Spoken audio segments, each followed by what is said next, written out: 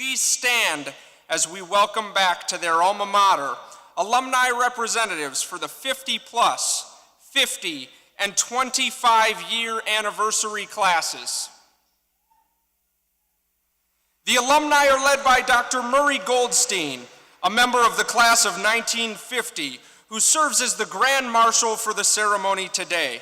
Dr. Goldstein has earned the university's highest honor, Pioneer in Osteopathic Medicine, awarded in 2000 in recognition of his international leadership in the clinical, scientific, and administrative aspects of disorders of the nervous system. In his expansive career, he served as the medical director for the United Cerebral Palsy Research and Educational Foundation. He also served as director of the National Institute of Neurological Disorders and Stroke of the National Institutes of Health and as an assistant surgeon general in the U.S. Public Health Service. Dr. Goldstein, thank you for honoring us today by serving as our Grand Marshal.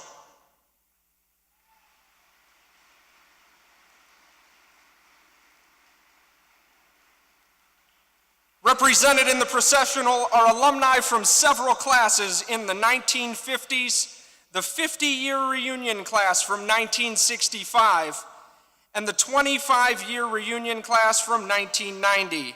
Welcome back to your alma mater.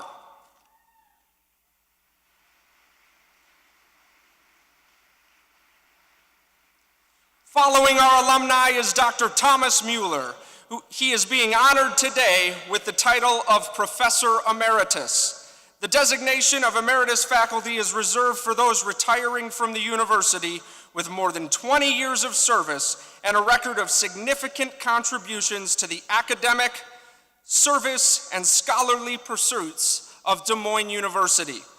Dr. Mueller poured his life into the academic calling, but his heart has always belonged to the students.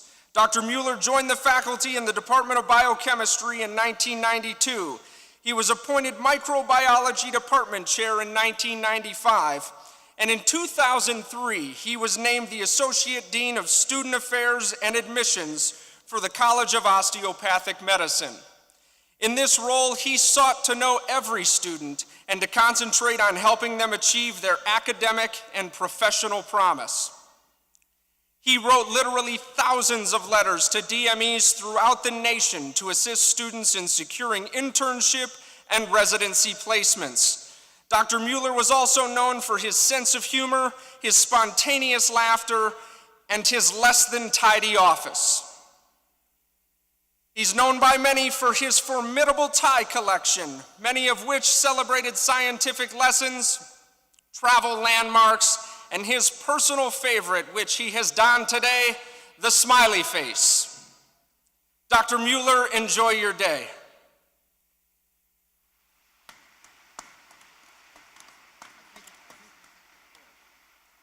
And now Des Moines University is proud to present the class of 2015.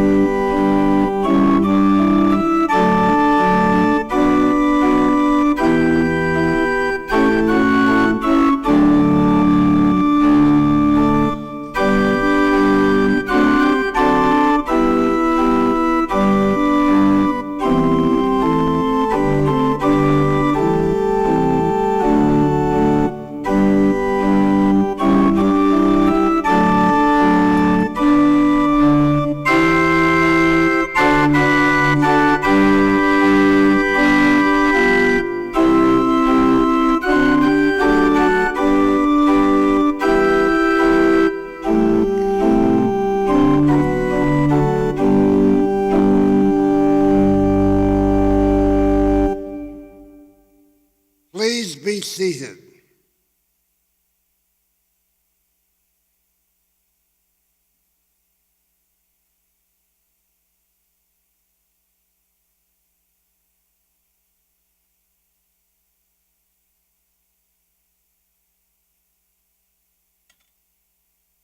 It is a privilege to serve as Grand Marshal for this significant commencement ceremony. I am pleased to extend greetings to all gathered here today. It is indeed an honor to make it known that the Moines University will award degrees to graduates in the College of Health Sciences, the College of Podiatric Medicine and Surgery, and the College of Osteopathic Medicine. As a 1950 graduate of the College of Osteopathic Medicine, I know the significance of the Des Moines University Health Science degree, the significance it will have for our graduates, their families, their friends, and also to the members of the community who will seek out today's graduates for assistance in addressing their health needs and improving their quality of life. Our graduates will do this by sharing their newly acquired skills in programs of prevention, programs of acute care, programs of restitution of function, and of long-term assistance. Our graduates are now able to do this for the individual and for the community. And I stress, and for the community, for the individual's welfare. The individual's quality of life depends on the quality of life of that community.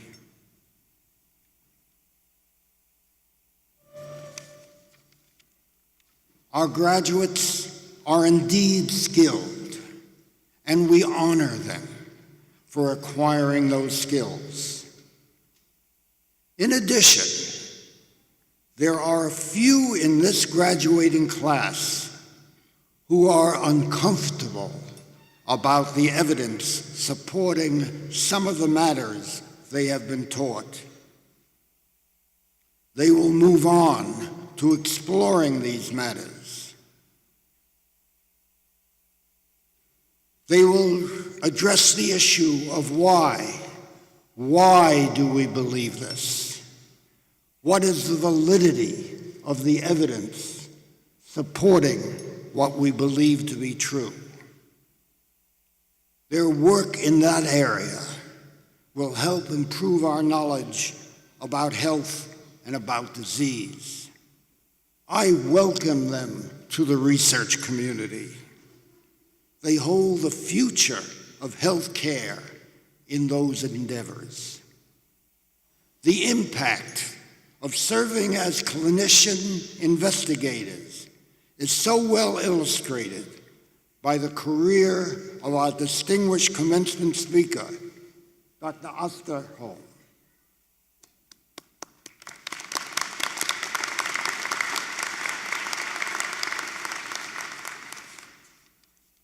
This ceremony, the 116th in the history of Des Moines University, continues a rich tradition, one that began in 1899, when the first class of 8 students received their degrees. Today, 116 years later, the university is proudly awarding 470 degrees, representing its 3 colleges and 9 academic programs. Degrees that attest to the diligence and accomplishments of both its students and its faculty. Today, we are gathered here to honor our graduating students. Graduates, we applaud you. You have done well.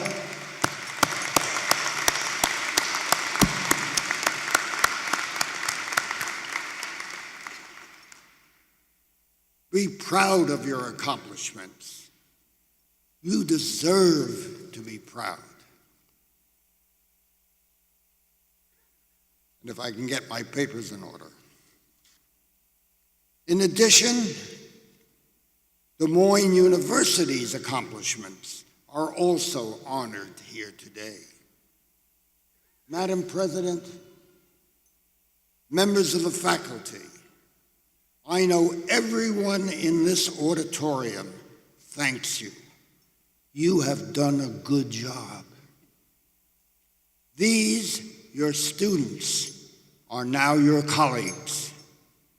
You also deserve to be proud and rightfully share in the honors to be bestowed today.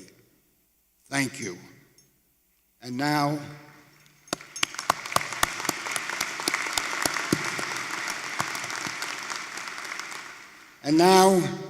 on to the awards ceremony.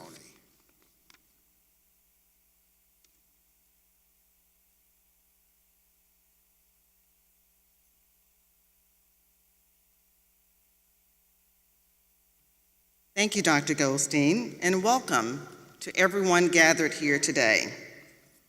To pay tribute to this great nation for the many freedoms we enjoy, will the audience please rise for the national anthem? We're pleased that Kathleen Stover, a member of the class of 2016 in the College of Osteopathic Medicine, will lead us in singing our anthem.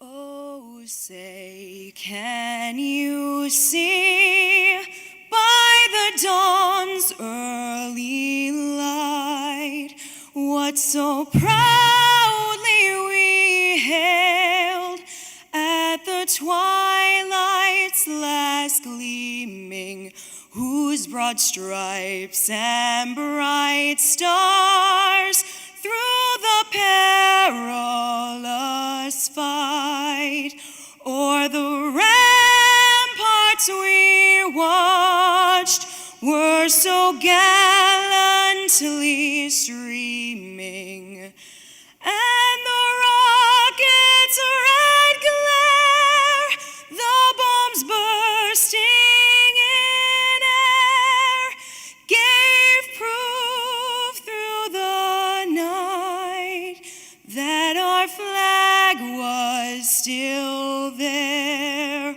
Oh, say, does that star-spangled banner yet wave o'er the land of the free and the home of the brave?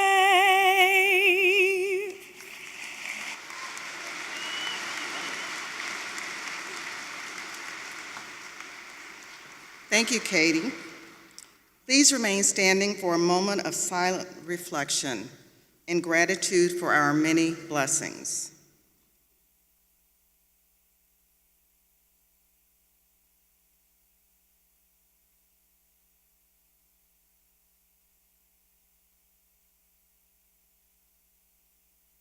Please be seated.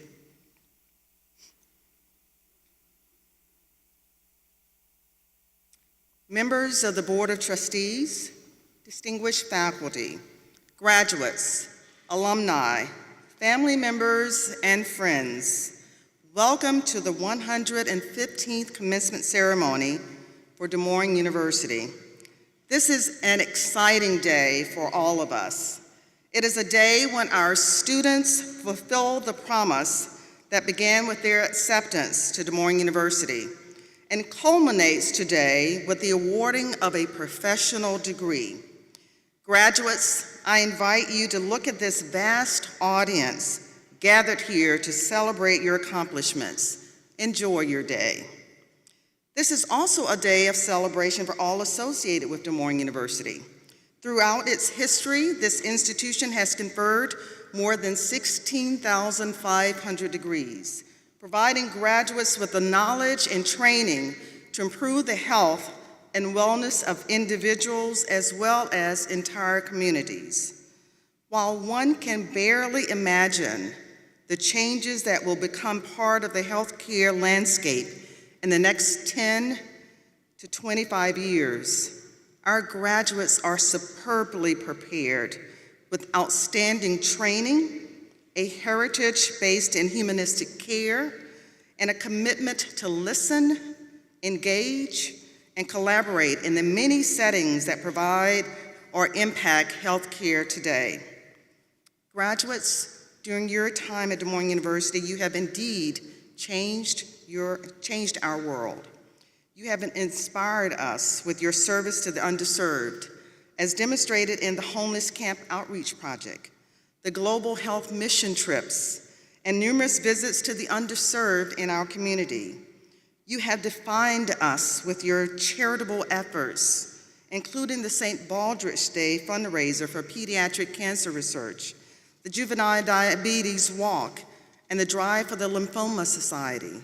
You have challenged us with your commitment to make this university the best it can be, as demonstrated by your interprofessional relationships, research projects, student government and club leadership, and your commitment to the value of inclusiveness and cultural sensitivity. Your ability to change the world is a result of the effort of a very special group gathered before us in the audience. Graduations could never occur were it not for the dedicated effort of our faculty, scholars, researchers, advisors, and mentors who have contributed immensely to your education and to the enhancement of the healthcare professions you represent. As announced during the processional, Dr. Thomas Mueller is being honored today as Professor Emeritus in recognition of his 20-plus years to the educational and student affairs missions of Des Moines University. Dr. Mueller served as Professor of Biochemistry and an Associate Dean for Student Affairs and Admissions in the College of Osteopathic Medicine. No one knew the students better or stood at their side more often as advisor and mentor in a more willing and caring manner than Dr. Tom Mueller. Would Dr. Mueller please rise and accept the appreciation of a most grateful university.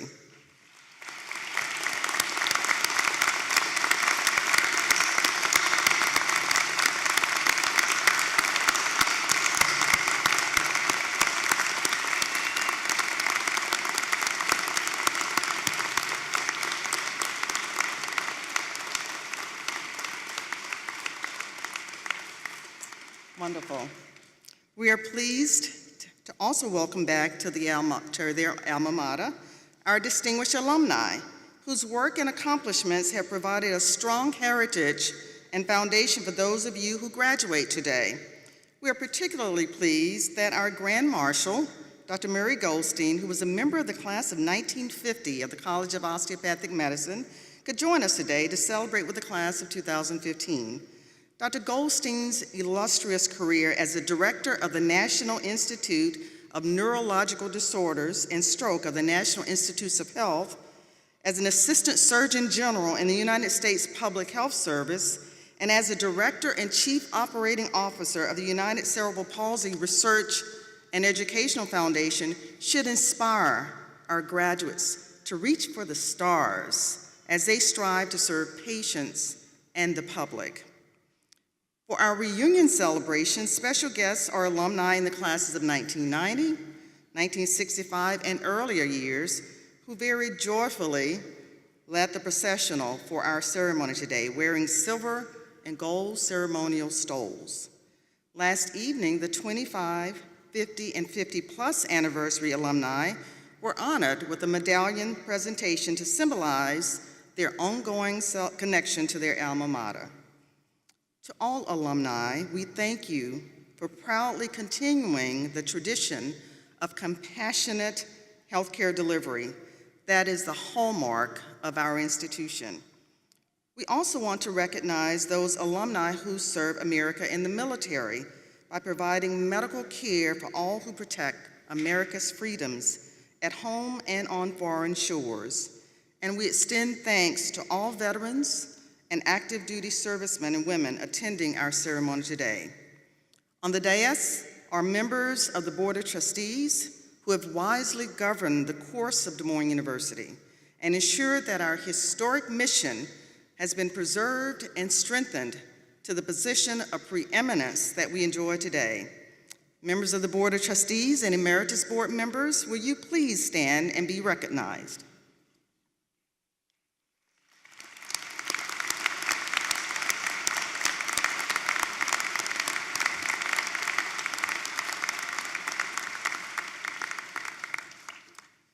It is now my pleasure to invite the chairman of the board, Dr. Larry Baker, from the class of 1977, to deliver greetings to our graduates and guests.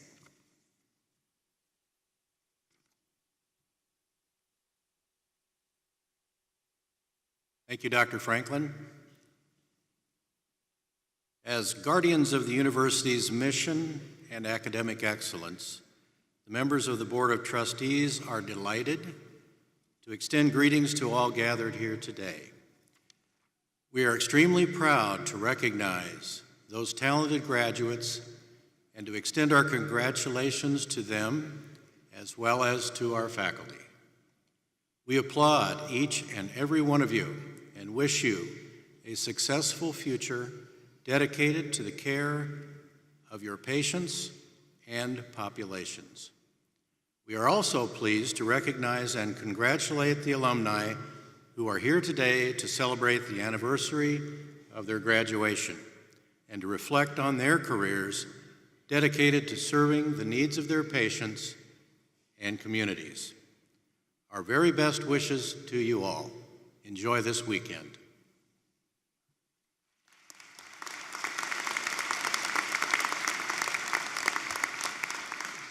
Thank you, Dr. Baker.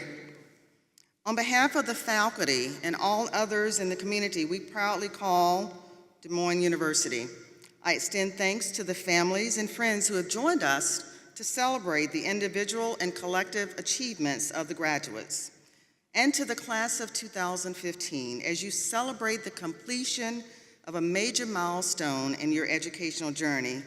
Des Moines University is proud to recognize you as accomplished professionals. May you enjoy for many years the rewards that come to those who serve others. I'm now pleased and honored to introduce our commencement speaker and to welcome him back to Des Moines University. Dr. Osterholm is the McKnight Presidential Endowed Chair in Public Health and the Director of the Center for Infectious Diseases Research and Policy at the University of Minnesota. As an internationally recognized expert in infectious disease epidemiology, he was a keynote speaker at Des Moines University's annual research conference in December, which drew record crowds and underscored the critical role that research plays in the advancement of healthcare. As an expert in disease surveillance and public health preparedness, Dr. Osterholm has been a national leader detailing the growing concern regarding the use of biological agents as catastrophic weapons targeting civilian populations. After the 9/11 attacks, he served as special advisor to the Department of Health and Human Services Secretary Tommy Thompson on issues related to bioterrorism and public health preparedness. Dr. Osterholm is a frequent consultant to the World Health Organization, the National Institutes of Health, the Food and Drug Administration, the Department of Defense, and the Centers for Disease Control and Prevention. He has authored more than 315 papers and abstracts, including 21 book chapters. Some of his current work involves topics exploring the influenza and Ebola viruses. He serves on the editorial boards of 9 journals and is a reviewer of 25 additional journals, including the New England Journal of Medicine, the Journal of American Medical Association, and Science. As a member of the American Society for Microbiology, Dr. Osterholm serves on the Public and Scientific Affairs Board, the Task Force on Biological Weapons, and the Task Force on Antibiotic Resistance.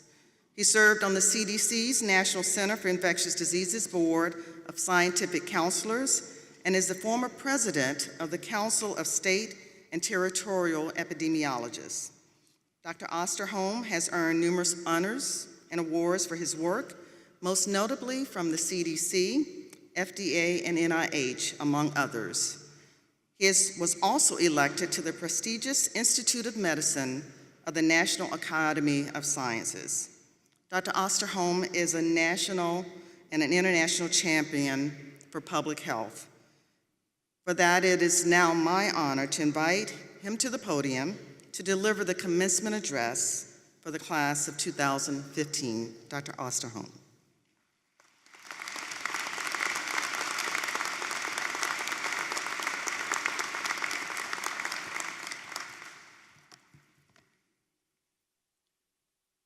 Thank you, President Franklin, for that very kind introduction and for the very special invitation to be here with you today.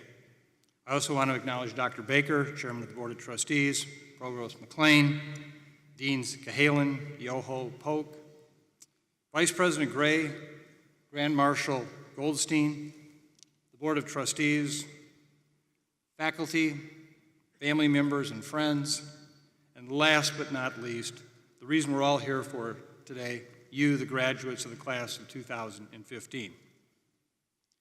At the outset, let me say I accepted this very kind and humbling invitation with some real trepidation. Anyone who's ever attended a graduation knows that a commencement address can be the best of times or the worst of times. I'll never forget my son's graduation from the University of Wisconsin when the speaker was a well-known Hollywood writer and a former alum who had the entire audience in stitches for what seemed like only 10 minutes. Sorry, everybody, but as my kids will tell you, I'm not a comedian. And then there was my daughter's graduation from a small private college in Minnesota. The commencement speaker was the head of a national science organization who had no connection to the school and no sense of time or message. Those 55 minutes were very painful, and particularly on such a hot and humid day. Don't worry, as that experience still lingers in my never-to-be-forgotten drawer. I know I stand between you and some wonderful receptions and a few good parties. But I do owe you, the graduates and your loved ones, a sense of closure on your impressive accomplishments and a transition to the challenges that you have before you in the years to come. I want to share with you today a love story for the ages. It's a story about a magical, if not miraculous, relationship that shaped my life beyond anything I'll ever be able to adequately describe to you in the next few minutes. I was born in a small northeast Iowa farm town, the oldest of what would be 6 kids.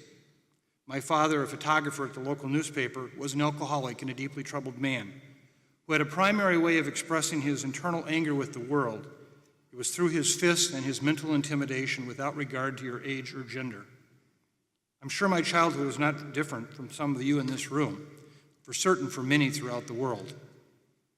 However, there may be one very special difference. I was adopted spiritually at an early age by the wife of the owner of the newspaper where my father worked. She went by the family name Nana. She had a degree in journalism and was the very essence of a Renaissance person.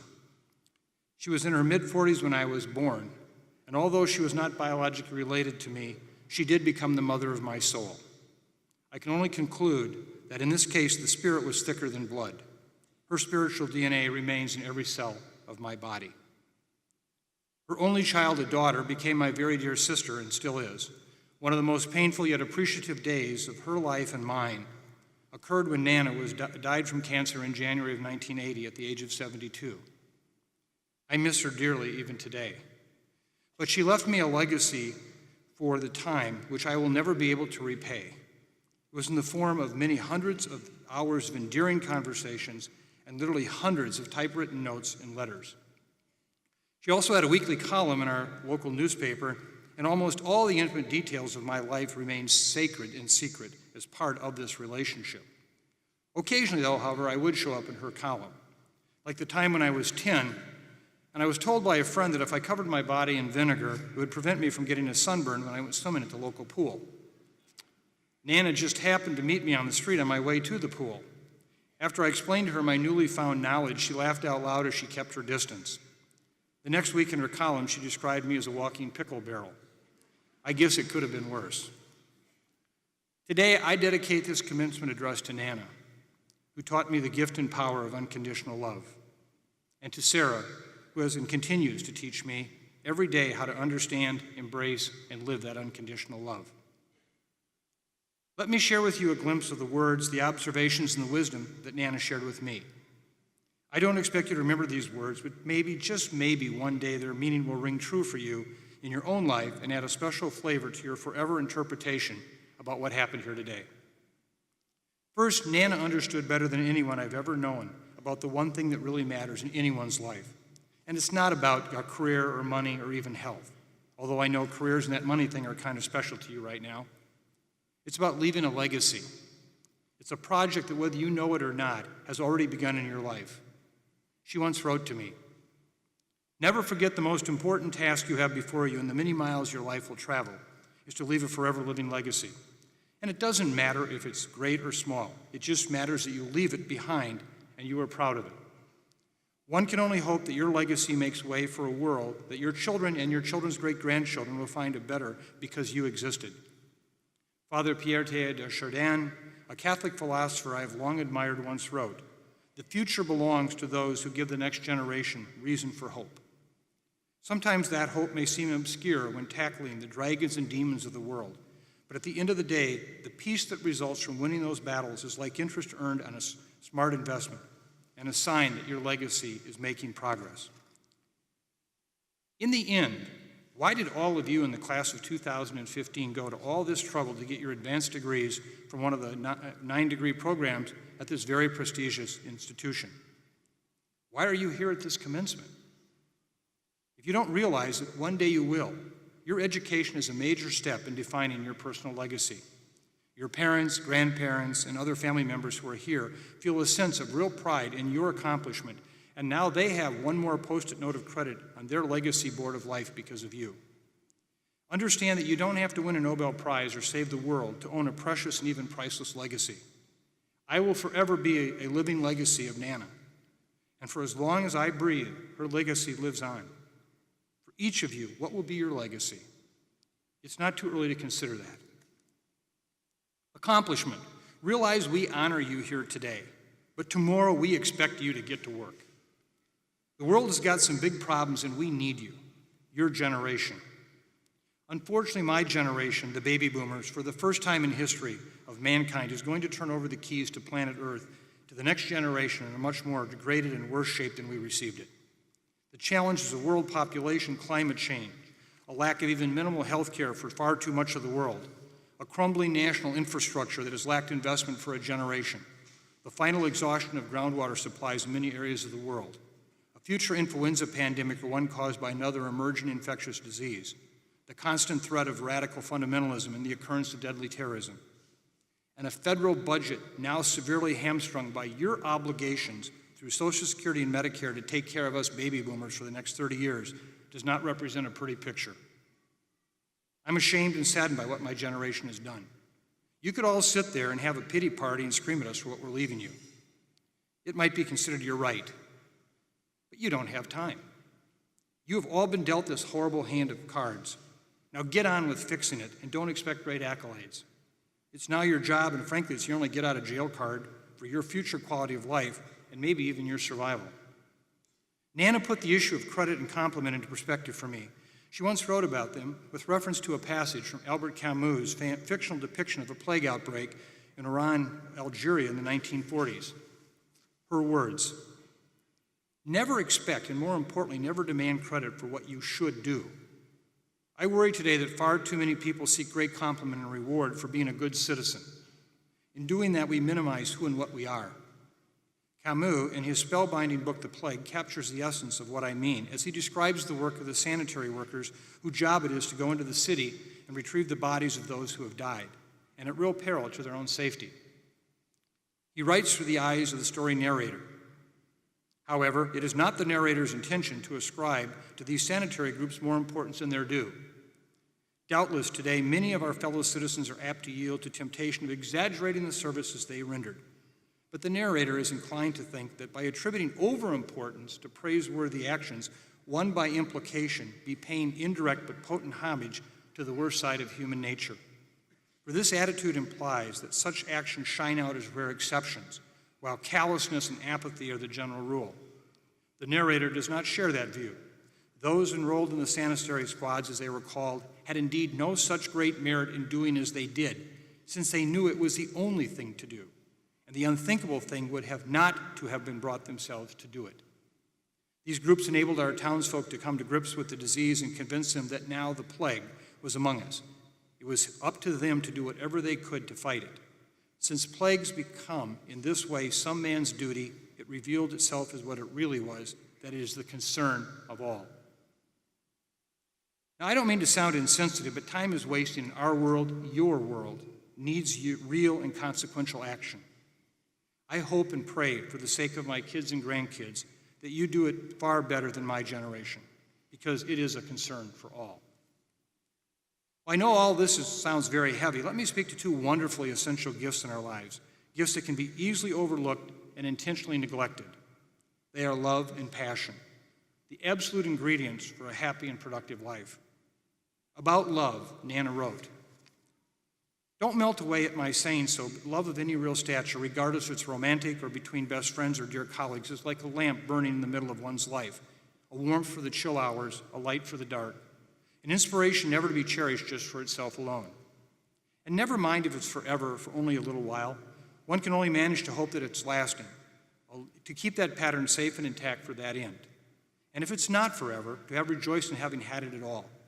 Because in a long lifetime, there are relationships, great and small, which have been beautiful, inspiring, rewarding, but not everlasting. My dear son, these are among the dearest of all of life's treasures."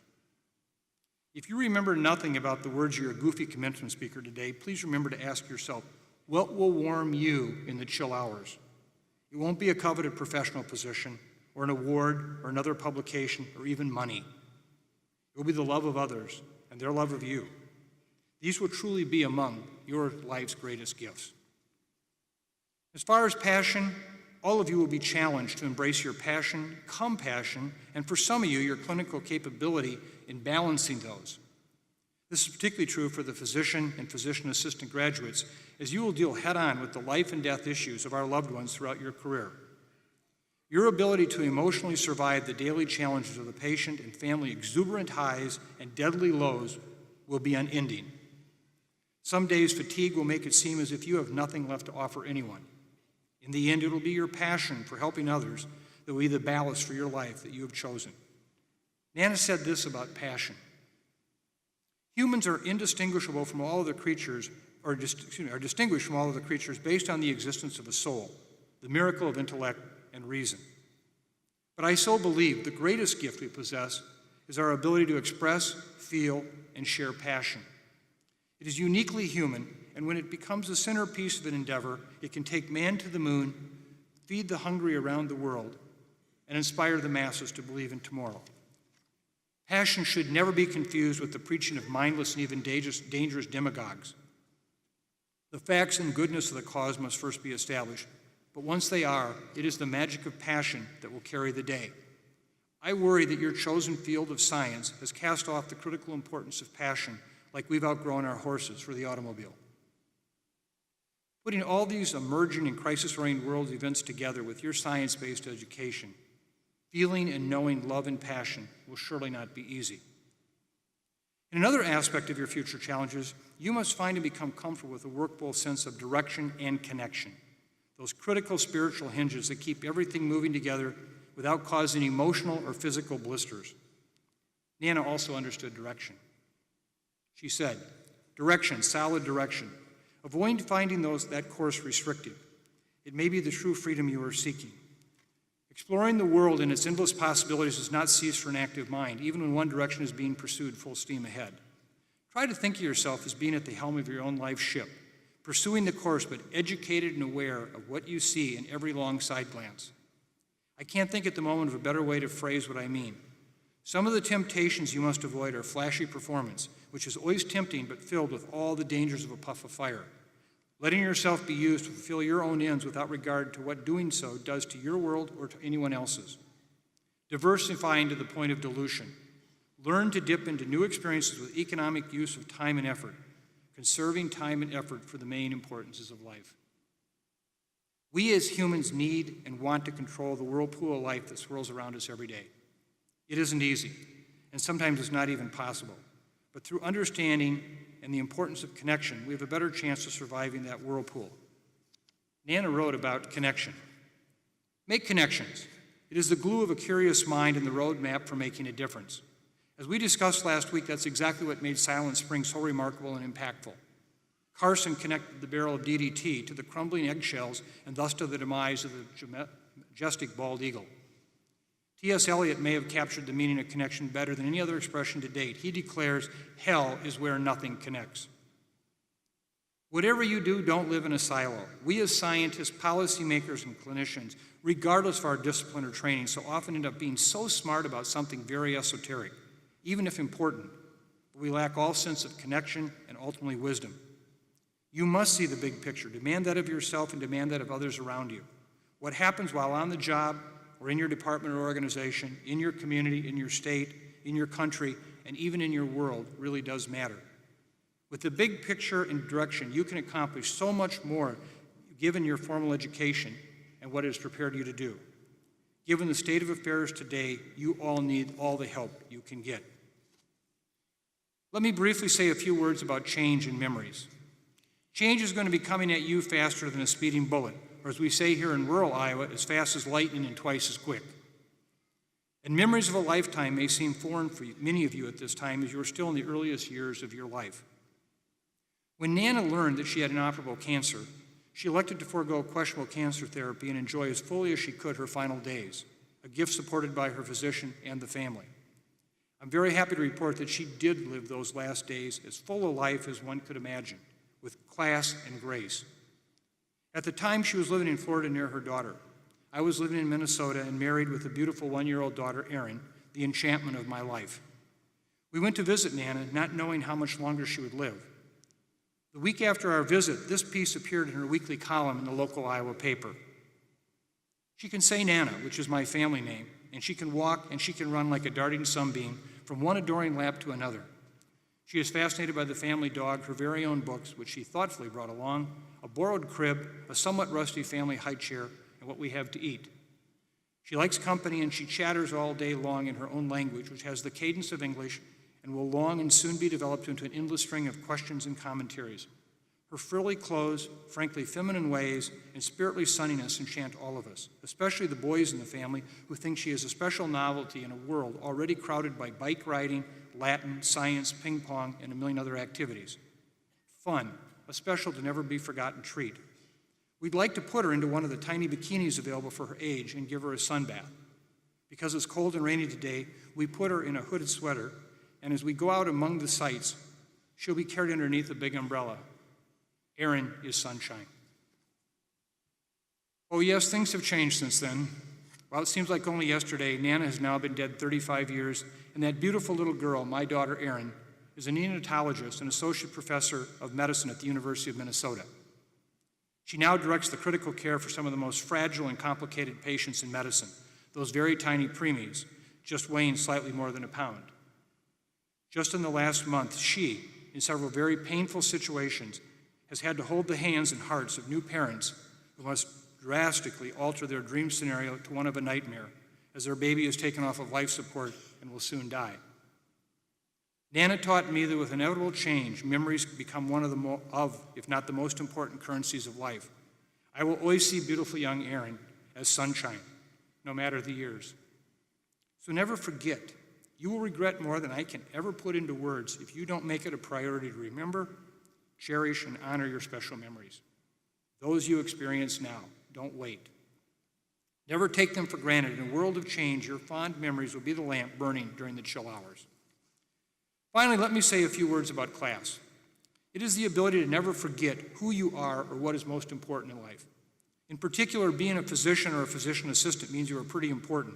The life and death status of our loved ones may be in your hands. But never forget that class is the status that you earn when your achievement allows you to go to the head of the line and you don't think twice about doing that because others were there first. Nana taught me that class comes in many different packages and many different circumstances. When I asked her once to better describe class to me, she replied, "You will know it when you see it." She was right.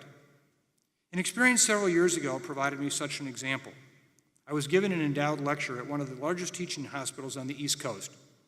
The chief of medicine of this prestigious institution is an internationally recognized expert in his area of medical specialty and was in charge of the day's activities. The only way I can describe him is to say he's a brilliant clinician and a wonderful gentleman. As we walked the halls, fellow physicians, nurses, security guards, nurses' aides, and even station clerks addressed him by his name, Jack, or an affectionate Doc. This lack of formality might be viewed by some as a lack of respect for someone of such stature. Nothing could be further from the truth. Jack seemed to know every one of them by their first name and addressed them as if he were talking to a dear friend or neighbor. The deep admiration and respect for the chief was obvious. After my lecture in the hospital auditorium, Jack and I were taking the back roads to get to his office. It seemed like an endless maze of hallways. Suddenly, in a relatively out-of-the-way hallway near the lab, we encountered an older gentleman who appeared lost and distraught. Jack asked him if he could help. The older gentleman seemed almost surprised someone in a white doctor's coat would ask. He blurted out in a painful acknowledgement that his granddaughter had just been admitted to the pediatric intensive care unit and he was trying to get there. He was desperately lost. Jack looked at me with his eyes and said, "Just follow me." He asked the grandfather if he might taking some stairs to save time. He replied, "Anything to get me to my granddaughter." After more hallways and 2 flights of stairs, we were in front of the intensive care unit. Jack put out his hand to the man and said, "Please know the staff of this unit are remarkable. Your granddaughter is getting the best care possible." The grandfather got huge tears in his eyes, grabbed Jack's outreached hand with both of his, and held it for a moment. I'll never forget that silent but heartfelt gratitude. Obviously, the grandfather had no way of knowing that the physician whose hand he held was a prestigious and powerful individual in his field of medicine. But then, that was not the Jack I saw standing there either. As we walked away, making another attempt to get to his office and continue our previous discussion, I realized again that Nana was right. I would know class when I saw it, and I was in the presence of real class. Nana had a sense of class too. In one of her final letters she wrote me before she died, she painted it into words. Dawns and sunsets can be spectacular. One is only a story that more people don't have time to look. Contemplation grows in importance, and other activities diminish and have their proper place, not given to the fevered, busy days of life. I look and think and dress and make up a fantasy world with no thoughts now that I should be racing around doing busy tasks. A new phrase in an old world, and good when you learn it, but it takes a little practice to handle it with respect and even joy and care. Nothing represents more or complements our human spirit than class. Don't ever forget that. Don't become a big shot just because you can. If you maintain your sense of class, it will serve you as a professional, a loved one, a parent, and as a friend. When you act with class, you never need doubt yourself. So I come to the end. When Nana moved to Florida several years before her death, I knew it would be the last time she would set foot on the soil of my birth and the land of our early and incredible journey. She hated the cold winters in Iowa, so I could only be happy for her with this new life in which she was about to embark. I wrote the following and handed it to her in a card as she got on the plane. As you take to the heavens in your new journey, I should cry, for I can't begin to tell you how I will miss you. But then I realize and I smile. For no greater sight can greet these eyes when wings are spread and an eagle flies. Now it's your turn. Go and spread your wings and fly. Thank you.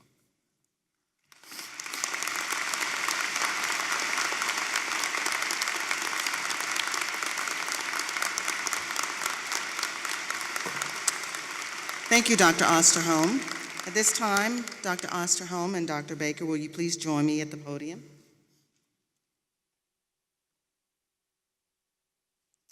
Whether in clinical, administrative, or public health settings, we all share a common goal: to save lives. Dr. Michael Osterholm is an international leader and advisor in public health preparedness and infectious disease response. Therefore, be it known that Des Moines University recognizes Dr. Osterholm for his extraordinary work to save lives by mitigating the impact of epidemics or pandemics on the world's populations. Disease prevention and preparedness require research and the translation of scientific information into real-world practical applications, policies, and solutions. Dr. Osterholm has been the recipient of 6 major research awards from the National Institutes of Health and Centers for Disease Control and Prevention. Therefore, be it known that Des Moines University recognizes Dr. Osterholm for his research on the detection, epidemiology, ecology, and transmission of infectious diseases, as well as for his work on policies and practices that advance effective public health response. To facilitate public health discussions, information must be widely available to educate and inform healthcare providers, public health professionals, students, policymakers, media, and others across the nation and around the world. Dr. Osterholm is the author of more than 315 papers, abstracts, and book chapters. He serves in the capacity of editor and reviewer for numerous prestigious scientific journals. Therefore, be it known that Des Moines University recognizes Dr. Osterholm for his efforts to ensure that information is generated with authoritative, accurate, and current content for the public good. Dr. Osterholm is a member of the Institute of Medicine of the National Academy of Sciences and the Council of Foreign Relations. He is also a fellow of the American College of Epidemiology and the Infectious Diseases Society of America. For his work, he has received many honors from such major national organizations as the Centers for Disease Control, the Food and Drug Administration, the American Public Health Association, and the Infectious Disease Society of America. Therefore, be it known that Des Moines University, in recognition of Dr. Osterholm's widely acclaimed contributions to biosecurity, infectious disease, epidemiology, and public health preparedness, is proud to honor this truly distinguished scientist and public health hero. I'm then privileged to now confer this degree. By virtue of the authority vested in me by the Board of Trustees of Des Moines University and by the state of Iowa, I do hereby confer upon Michael T. Osterholm the degree of Doctor of Science, honoris causa, of which this citation will be a witness forever. Congratulations.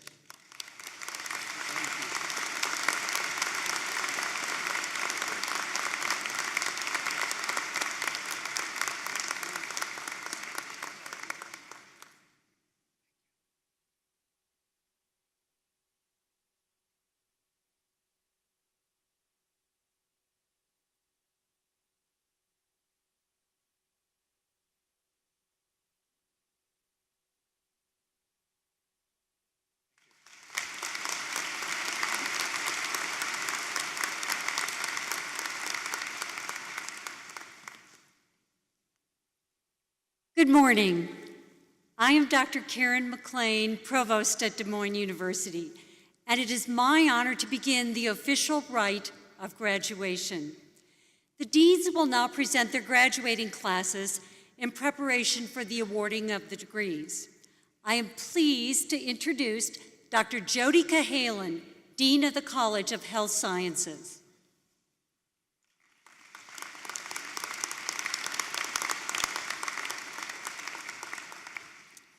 Will the graduates from the College of Health Sciences, the Healthcare Administration Program, the Public Health Program, the Physician Assistant Program, the Post-Professional Doctor of Physical Therapy Program, and the Doctor of Physical Therapy Program please stand?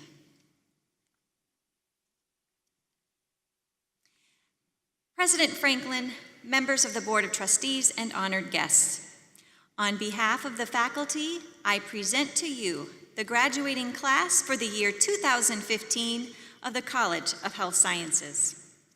The members of the faculty of the College of Health Sciences have evaluated the candidates and endorse all of these students as worthy of having the degree Master of Healthcare Administration, Master of Public Health, Master of Science in Physician Assistant Studies, or Doctor of Physical Therapy conferred on them. It is with great pride that I present the class of 2015 of the College of Health Sciences.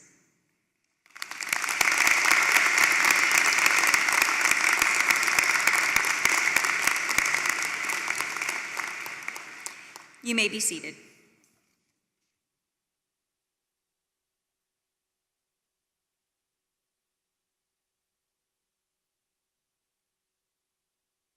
Good morning. I'm Tim Yoho. I'm the Dean of the College of Podiatric Medicine and Surgery. If I could ask the graduates from the College of Podiatric Medicine and Surgery to please stand. President Franklin, members of the Board of Trustees, honored guests, family and friends of the graduates. On behalf of the faculty, I present the 2015 graduating class of the College of Podiatric Medicine and Surgery.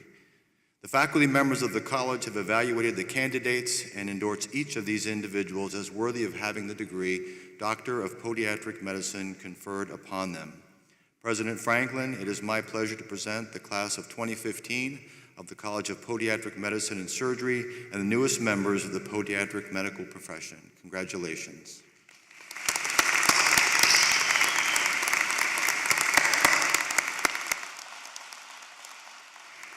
Please be seated.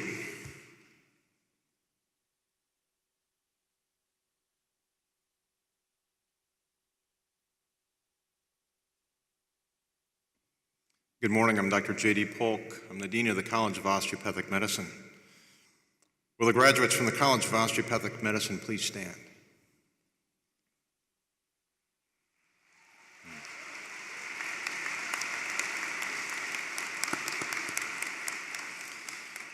President Franklin, members of the Board of Trustees, honored guests, on behalf of the faculty, I present to you the 2015 graduating class from the College of Osteopathic Medicine. Members of the faculty of the College of Osteopathic Medicine have evaluated the candidates and endorsed all of these students as worthy of having the degree of Master of Science in Anatomy, Master of Science in Biomedical Sciences, or Doctor of Osteopathic Medicine, conferred upon them.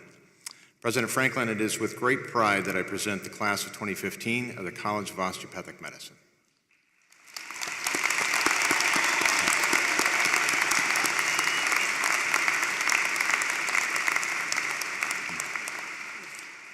You may be seated.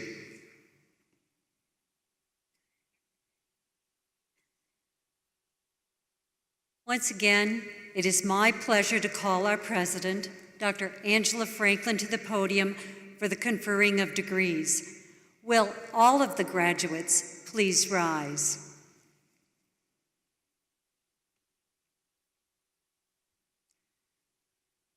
I am pleased to receive the candidates. By virtue of the authority vested in me by the Board of Trustees of this university and by the state of Iowa, I do hereby confer upon you the degree for which you have been endorsed, with all of the honors, rights, privileges, and responsibilities pertaining to this degree, of which your diploma will be a witness forever. You are hereby recognized as graduates and alumni of Des Moines University. Congratulations to you all.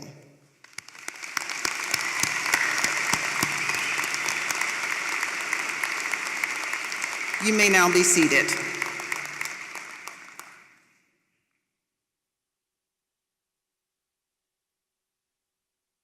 We will now recognize our degree recipients individually with the procession of the graduates.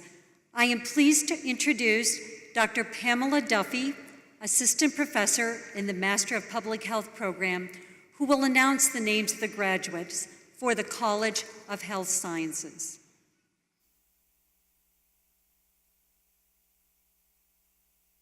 Thank you, Dr. McLean. We will begin our recognition for the graduates in the Healthcare Administration program who have earned a Master of Healthcare Administration degree.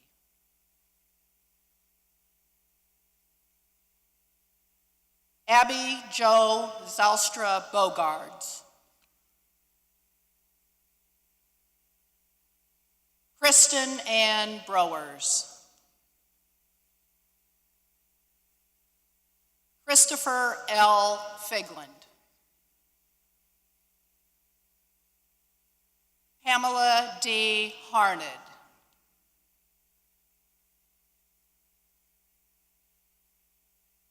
Amy J. Heatherton.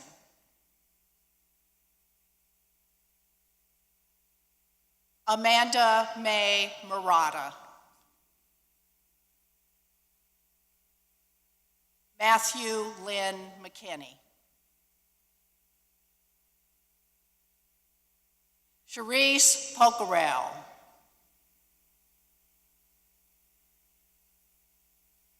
Vanessa Rodriguez Ross.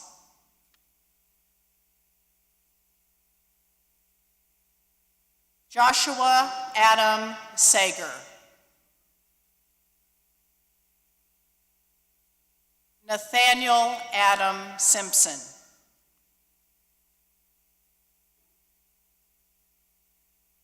Tammy J. Steinwand.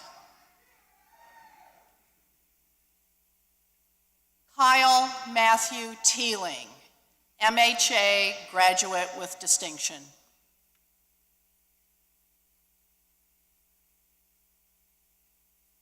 Heidi Thompson.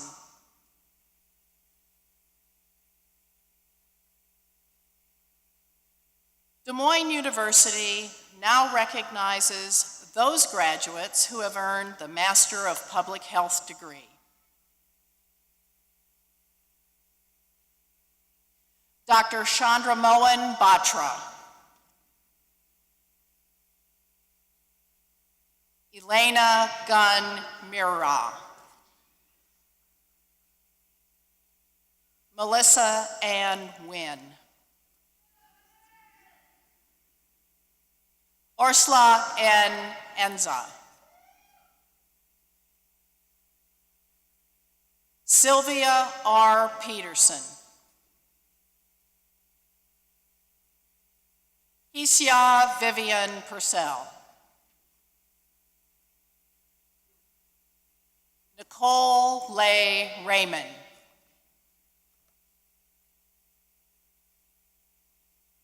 Marquisa M. Scales.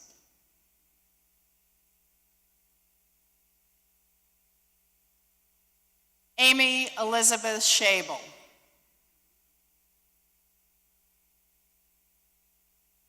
Terry L. Unger.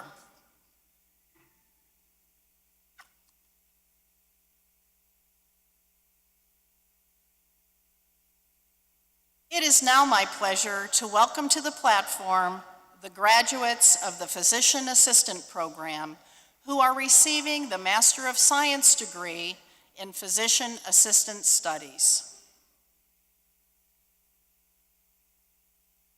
Laura French Allison. Mindy Shine Bakam. Ashima Batra. Chelsea Leigh Beck. Jeremy Robert Brown. Christina Collins. Laura Lee Cunningham. Matthias Daniel Dainert. Kristen K. Davison. Alexandria K. Dietzel.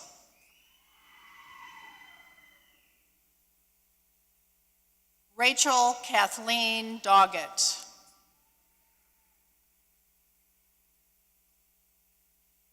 Megan Renee Dolan. Megan Lynn Bosock Duff. Evan Joseph Eastman. Katie Kavanaugh Elmquist. Jordan Lee Esbeck, Megan Joy Udaley, Barrett Andrew Fellows, Haley L. Gibney, Quinn T. Goringer,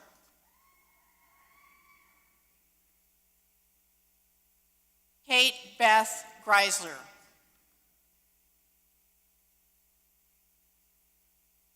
Natasha E. Haar,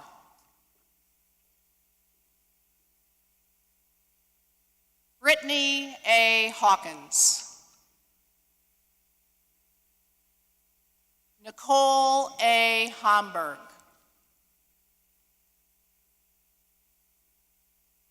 Sarah Catherine Holmes,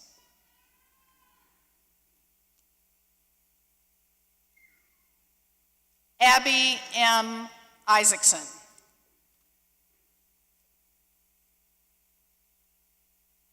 Kara Jean Johnson, PA, graduate with distinction, Michelle Emmy Kubik, Yen Hong Lee,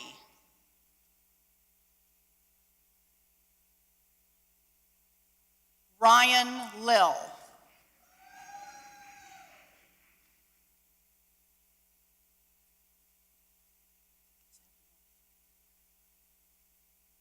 Alexa Kyle Moberly, Leo D. Montgomery,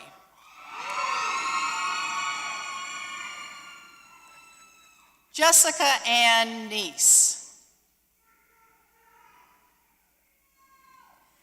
Amy Lynn Nicolai, Lauren G. O'Brien,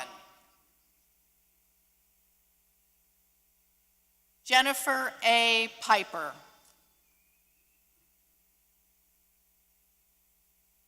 Amy M. Ponslow, Christina Sawatsky,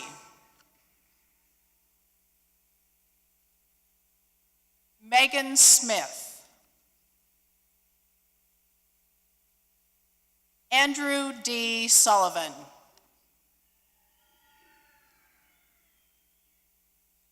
R. Kent Turley, Kristen A. Tyler, Molly Ann Ernest, Nicholas Jean Velema, Emily J. Walker, Brianna L. Wietrick,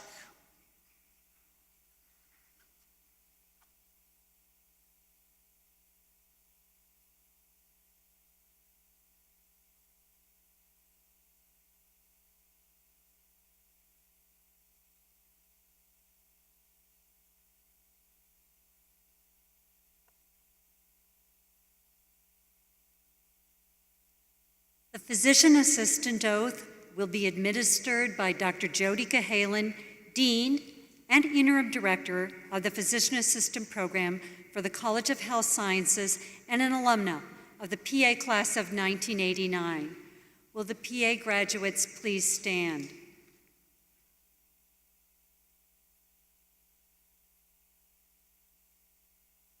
Could you please recite this along with me? I pledge to perform the following duties with honesty and dedication. I will hold as my primary responsibility the health, safety, welfare, and dignity of all human beings. I will uphold the tenets of patient autonomy, beneficence, non-maleficence, and justice. I will recognize and promote the value of diversity. I will treat equally all persons who seek my care. I will hold in confidence the information shared in the course of practicing medicine. I will assess my personal capabilities and limitations, striving always to improve my medical practice. I will actively seek to expand my knowledge and skills, keeping abreast of advances in medicine. I will work with other members of the healthcare team to provide compassionate and effective care of patients. I will use my knowledge and experience to contribute to an improved community. I will respect my professional relationship with the physician. I will share and expand knowledge within the profession. These duties are pledged with sincerity and upon my honor. You may be seated.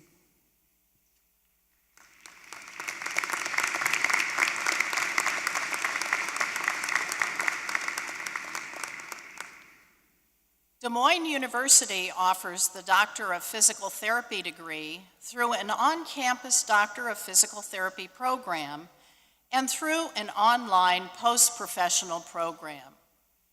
We will first recognize the graduates of the Doctor of Physical Therapy program. Hooding the graduates are Dr. Catherine Mercaris, Associate Professor, and Dr. Vasilios Vardaxis, Professor in the Department of Physical Therapy.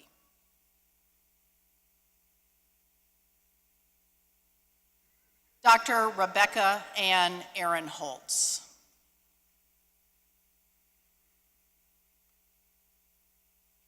Dr. Logan Michael Albaugh. Dr. Rachel Grace Barker.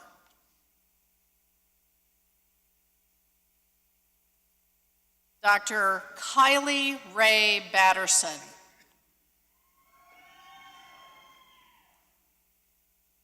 Dr. Kirsten Ray Brown.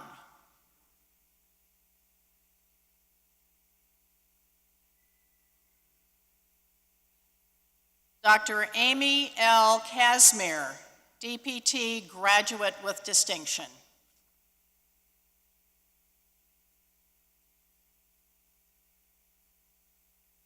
Dr. Megan Elizabeth Clark.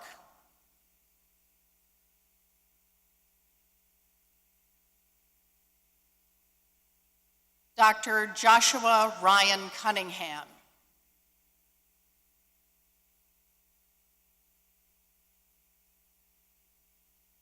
Dr. Jennifer K. Doms.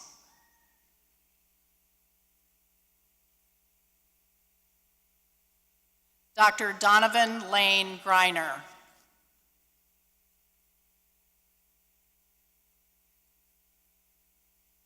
Dr. Kelsey Elizabeth Hastings.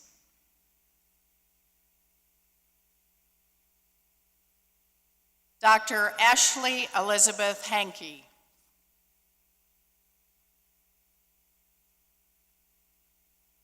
Dr. Kristen Marie Henry, hooded by Dr. Justin Sheriff.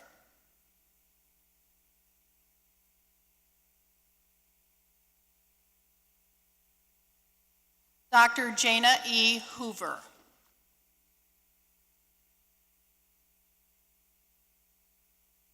Dr. Aaron Hagel.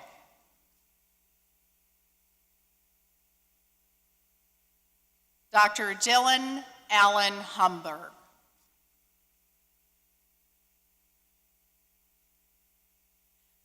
Dr. Armin Ikonovich.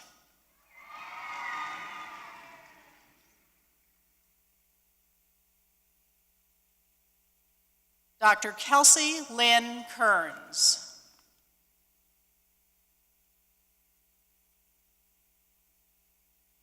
Dr. Darcy Ruth Kohlmeyer.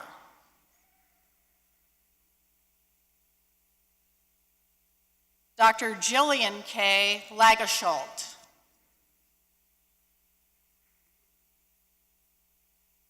Dr. Randy Susan Langen.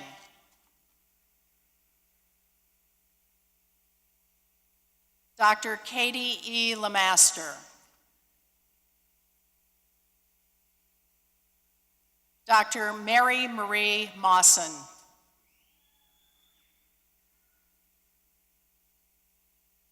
Dr. Brittany Ann McLean. Dr. Andrew James Malone.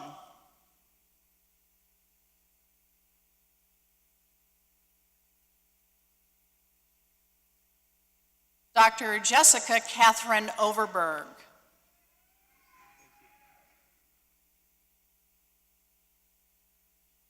Dr. Emily Catherine Peterson.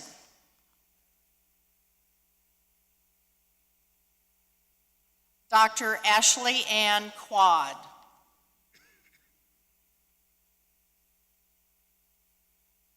Dr. Gina Marie Rasmussen.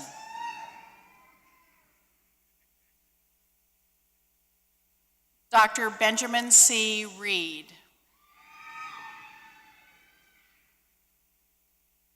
Dr. Katie Lee Reibel.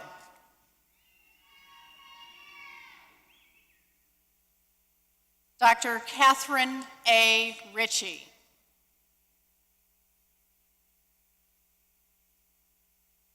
Dr. Kristen Marie Riley.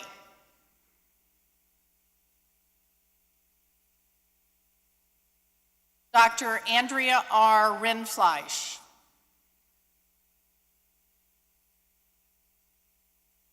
Dr. Sarah Marie Rost. Dr. Scott Michael Schmidt. Dr. Kelsey Marie Schultz.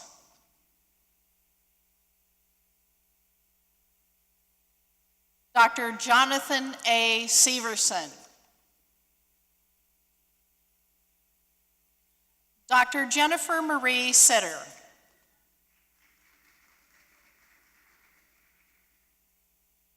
Dr. Brandon Smith. Dr. Jordan Brett Salawai.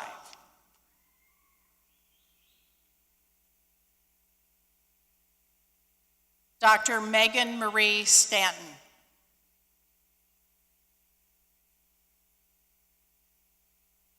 Dr. Brian Francis Tackey.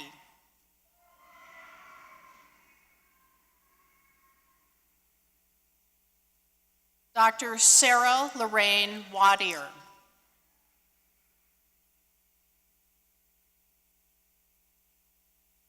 Dr. Christine M. Weiland.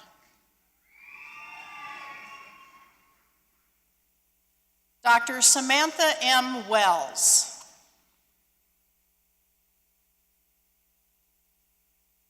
Dr. Stephanie Nicole Whitmer, hooded by Dr. Dennis Whitmer.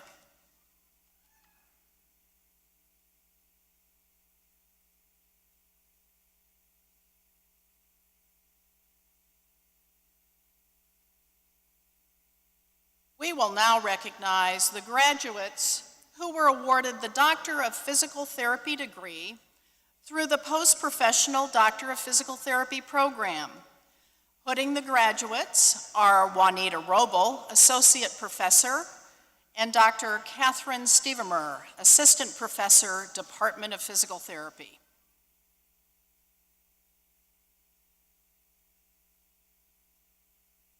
Dr. Samson Olagbenda Ofalabi.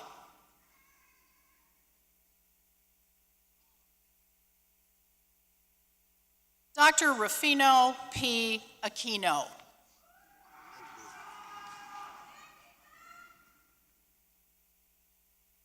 Dr. Sheila Joan Bishop.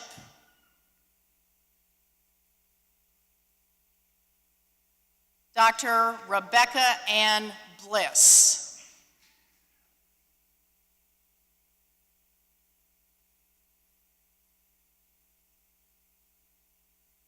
Dr. Susan Marie Culhane.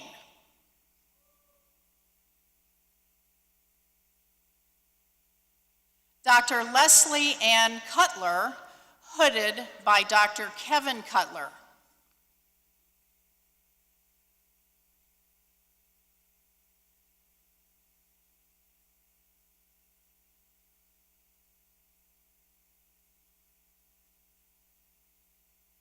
Dr. Elena Dubinsky.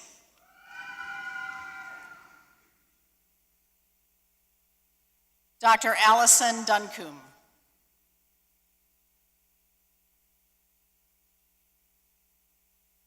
Dr. Jennifer Lynn Gilbert, hooded by Dr. Kent Blanky.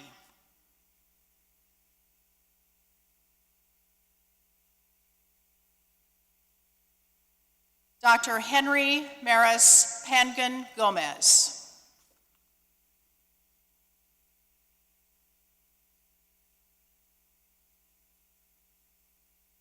Dr. Ray G. Peregrino.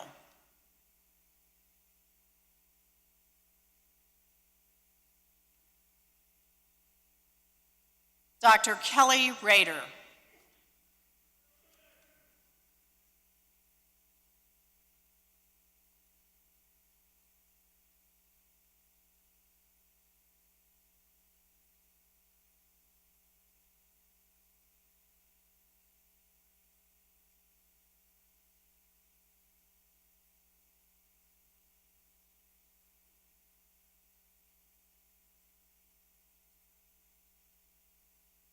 The physical therapy oath will be administered by Dr. Tracy Bush, Director of the Doctor of Physical Therapy program for the College of Health Sciences and a member of the class of 1995.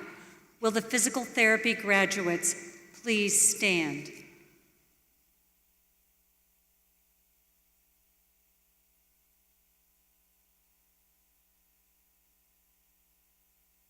At this time, I would like to invite all physical therapists present today, both in the audience and on stage, to please stand and join Des Moines University's 25th class of physical therapy graduates as we proudly recite the physical therapy oath in unison.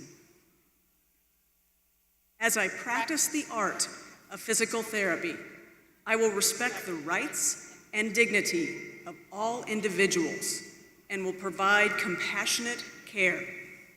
I will place the welfare of my patients and clients above my own self-interest. I will exercise sound judgment and comply with laws and regulations that govern physical therapy and protect the public from unethical, incompetent, and illegal acts.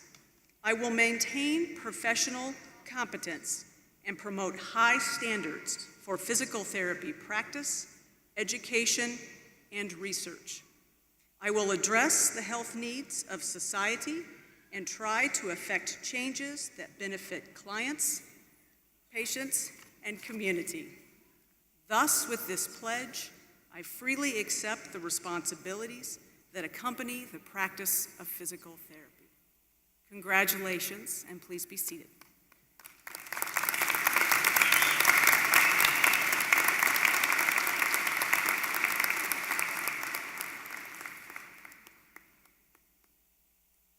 And now, I am pleased to introduce Dr. James Mahoney, Associate Professor, who will announce the names of the graduates in the College of Podiatric Medicine and Surgery.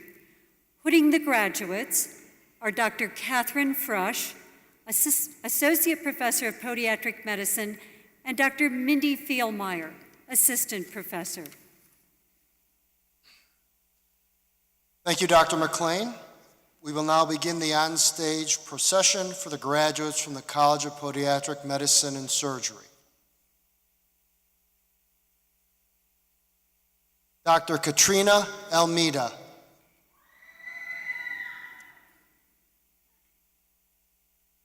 Dr. Catherine M. Besselman.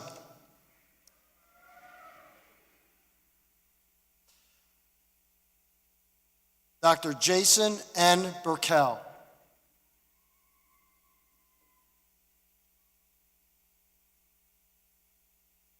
Dr. Elaine Genevieve Burgess.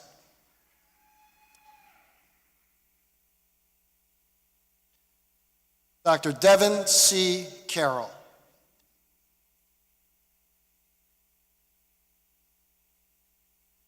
Dr. Christopher Lynn Clement.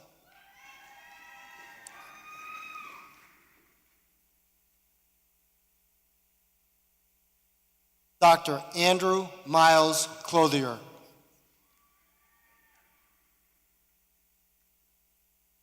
Dr. Ellen Hill Colgan, also receiving the Master of Healthcare Administration degree, hooded by Dr. Gary Bernard.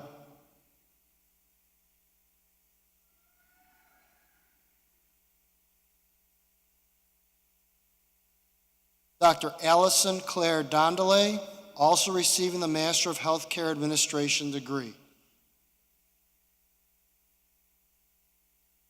Dr. Maria T. Doan.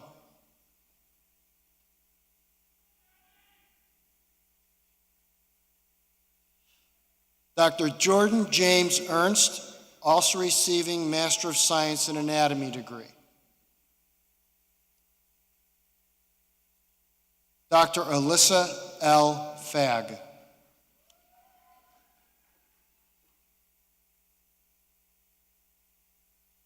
Dr. Kara J. Franzen.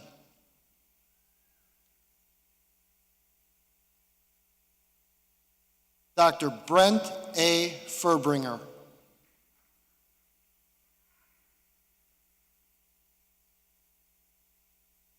Dr. Gary E. Ganson. Dr. Benjamin Joseph Getz.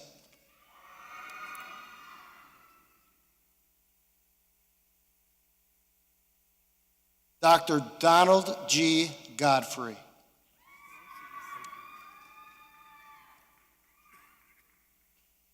Dr. Mark Stephen Goss.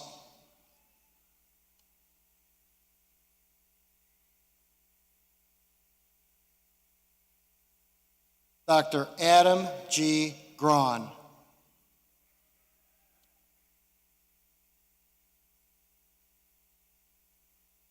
Dr. Brandy Hooper Graun.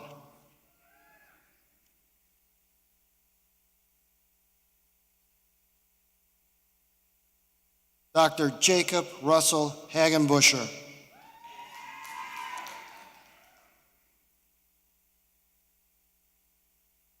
Dr. Tyler Richard Harrell.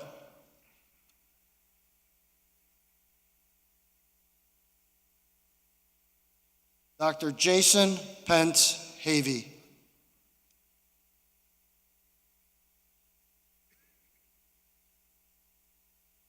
Dr. Stacy L. Helland.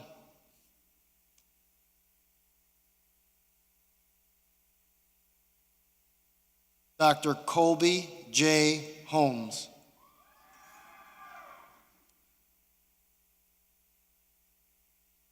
Dr. Todd Joseph Jaramillo, hooded by Dr. David H. Jaramillo.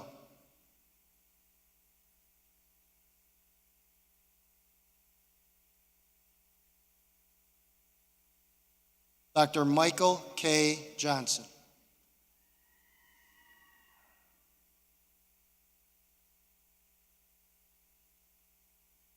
Dr. Christopher Allen Jules.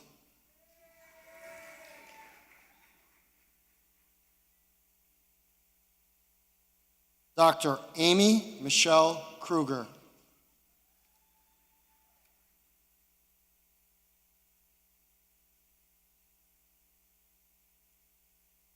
Dr. Travis M. Langan.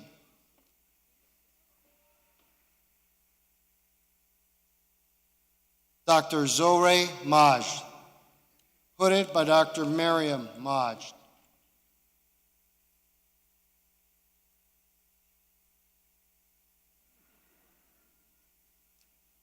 Dr. Christopher Anthony Martin.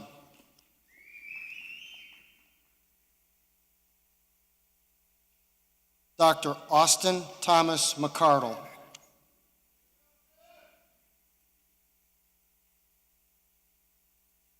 Dr. Ruth Ranum Moen.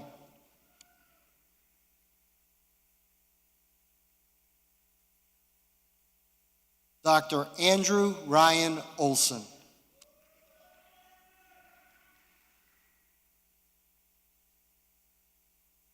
Dr. Grace Ian Hui Oyoung.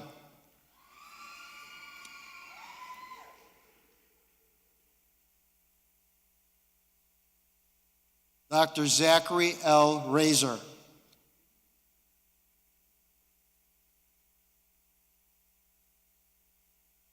Dr. Greg Allen Rohde, hooded by Dr. Alan Rohde.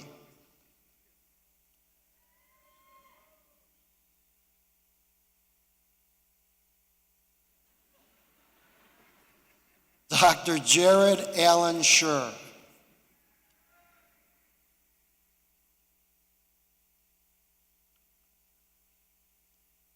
Dr. Kevin W. Schmidtke.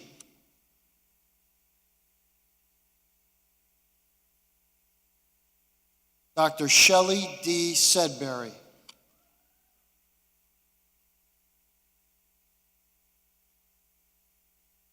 Dr. Eric So.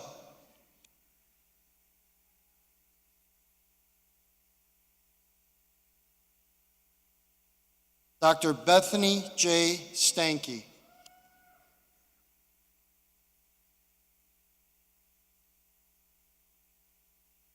Dr. Ryan John Suppan.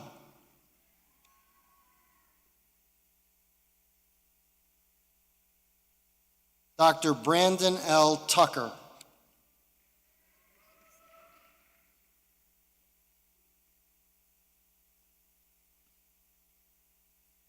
Dr. Ebony Elise Vinson, hooded by Dr. Jackie Pasco.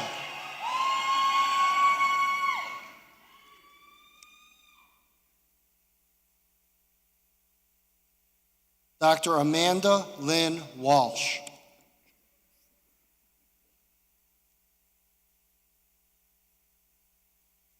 Dr. Caitlin Lee Loby Ward.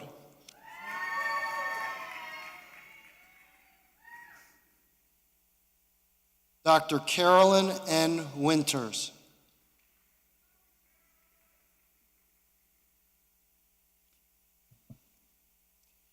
Dr. Lance Everett Wolf.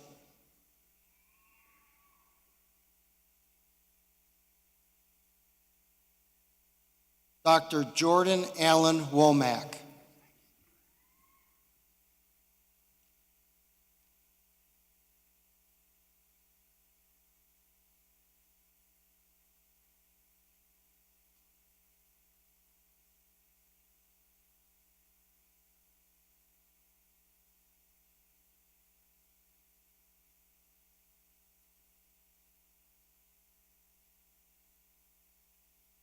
The podiatric oath will be administered by Dr. Kevin Smith, Associate Dean for Clinical Affairs in the College of Podiatric Medicine and Surgery, and a member of the CPMS class of 1995. Will the graduates please stand?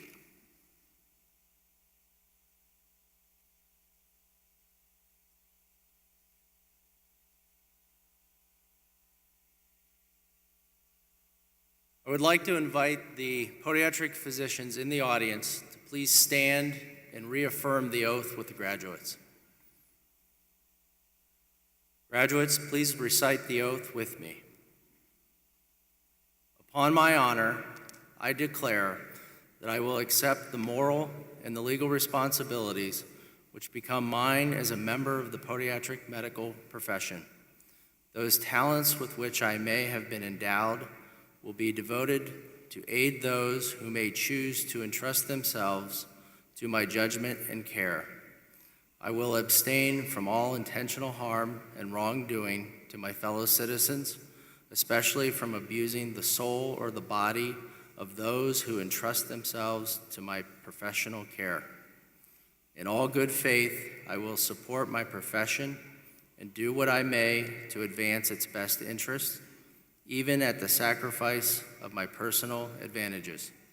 In serving my patients, I will administer to their needs in a professional manner to the best of my ability.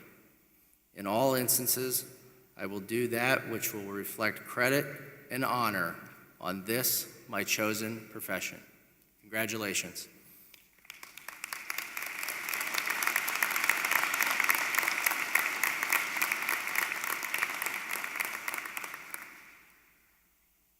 I would now like to introduce Dr. Thomas Benzoni, Assistant Professor of Family Medicine and Dr. Rachel Dunn, Assistant Professor of Anatomy for the College of Osteopathic Medicine, who will announce the graduates in the College of Osteopathic Medicine. Thank you, Dr. McLean. The College of Osteopathic Medicine is pleased to acknowledge those graduates who have been awarded master's degrees through the college. This year's graduates in the Masters of Science in Anatomy program and the Master of Science in Biomedical Sciences program, who are participating in the ceremony today, are also receiving the Doctor of Osteopathic Medicine or the Doctor of Podiatric Medicine degree, and are recognized on stage for both when receiving the doctorate. We will now honor the graduates of the College of Osteopathic Medicine earning the degree of Doctor of Osteopathic Medicine degree. Honoring the graduates are Dr. Jose Figueroa, Assistant Professor of Osteopathic Manual Medicine, Dr. Matt Henry, Associate Professor of Physiology and Pharmacology and Department Chair, Dr. Thomas Mueller, Associate Dean for Student Affairs and Admissions, and Dr. Brett Ripley, Assistant Professor of Family Medicine and Department Chair.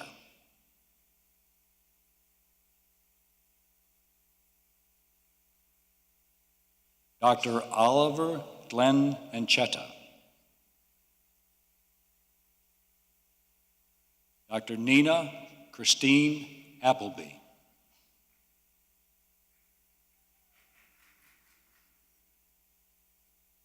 Dr. Andrew Ronald Bader,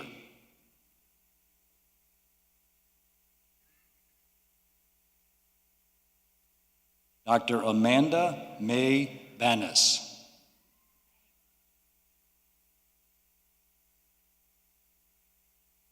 Dr. Kevin James Barber,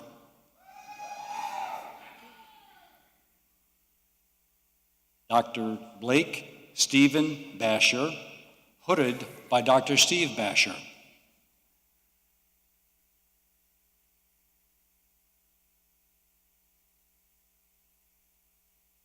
Dr. Taylor James Beatty, hooded by Dr. Richard Vermillion,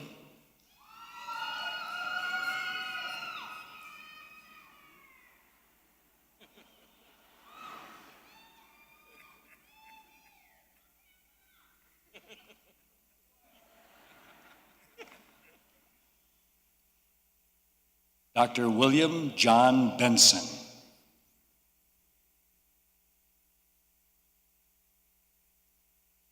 Dr. Thomas M. Bertagloni, Dr. Ryan C. Birkland,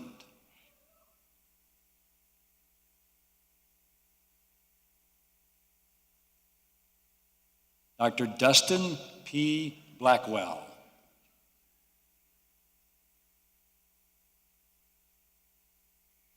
Dr. Tara Lynn Blaylock,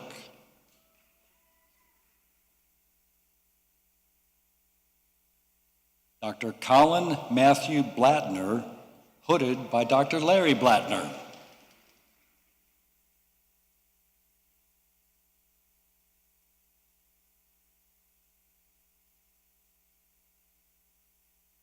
Dr. Catherine Eggerman Blunt, hooded by Dr. Lucas Blunt,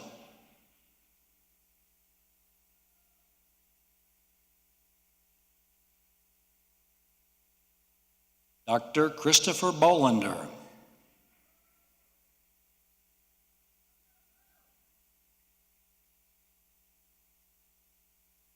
Dr. Erica Rose Bowen, hooded by Dr. Richard Sampson,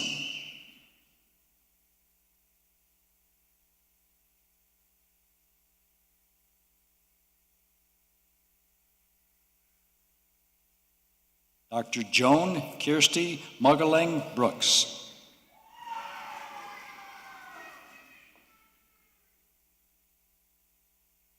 Dr. Jessica M. Buchberger,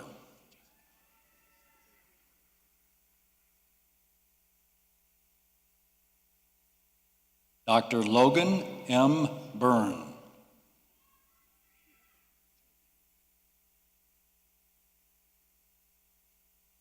Dr. Nolan Richard Carlisle.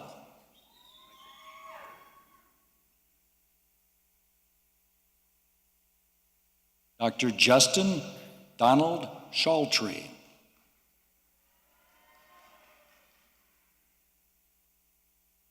Dr. Victoria Chapman.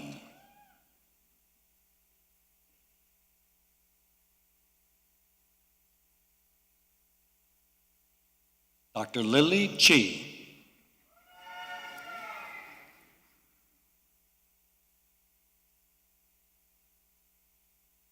Dr. Susan Joan Chinnery.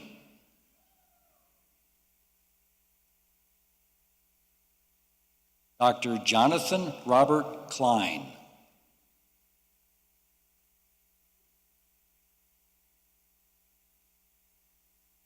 Dr. Michael Peter Close.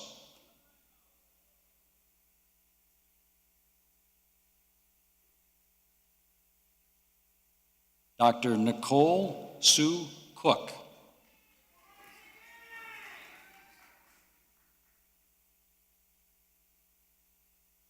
Dr. Nicholas David Crippen, hooded by Dr. David Crippen.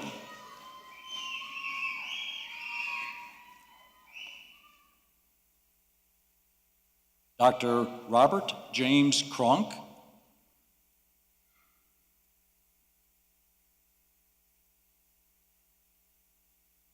Dr. Robert D. Crouch.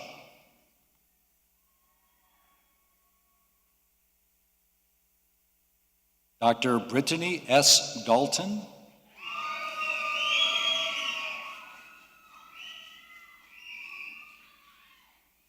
Dr. Jennifer Davison.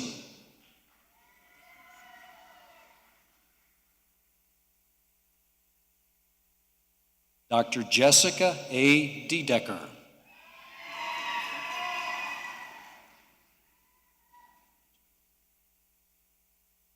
Dr. Joshua Kalim Dilday.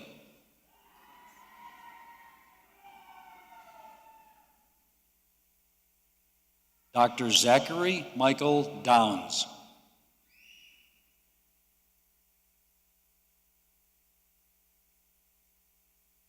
Dr. Sarah M. Dryden.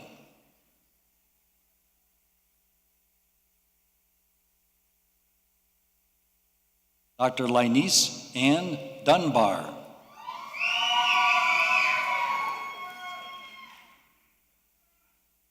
Dr. Rebecca Conway Dykstra, hooded by Dr. Robert Scott Dykstra.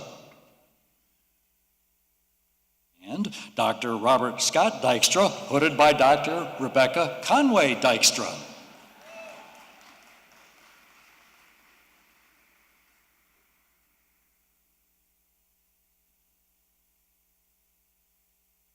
Dr. Michael E. Eastman.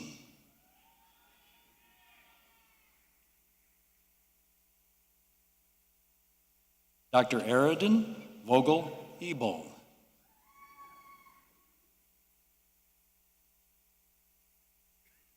Dr. Kylie M. Ebner.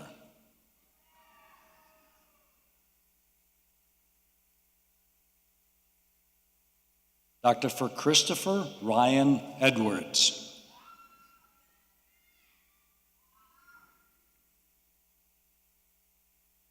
Dr. Christopher Michael Ernessy.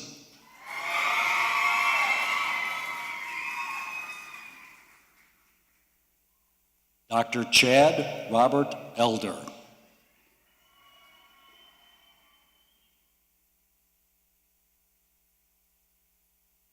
Dr. Shanna Ruth Elliott.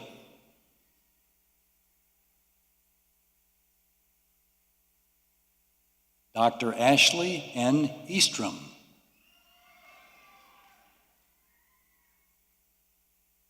Dr. David Lawrence Fahey.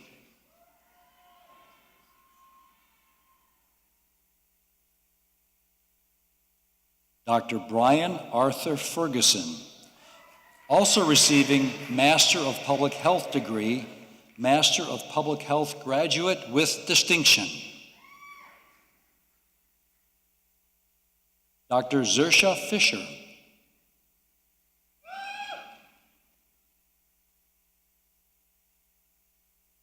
Dr. Denny Joe Fitzsimmons.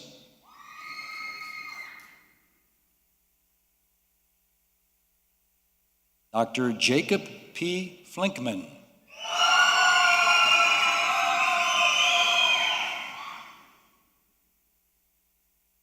Dr. Ryan Patrick Flood, hooded by Dr. Michael T. Flood.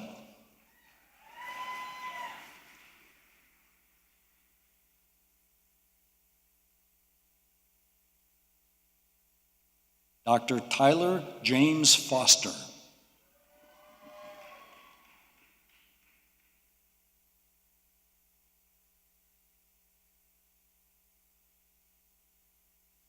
Dr. Matthias John Franzen.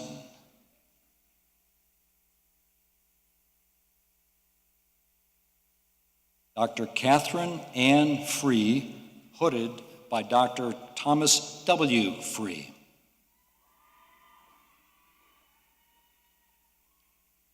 Dr. Lucy E. Ganzabaum.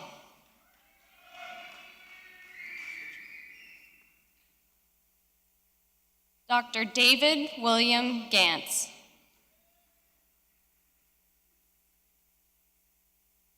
Dr. Zachary J. Garver.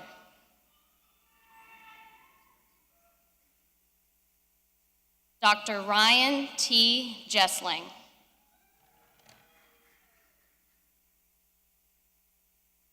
Dr. Tanner E. Goff.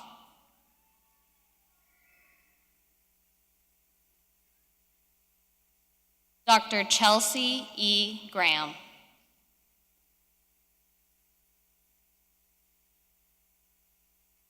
Dr. Erica A. Gray.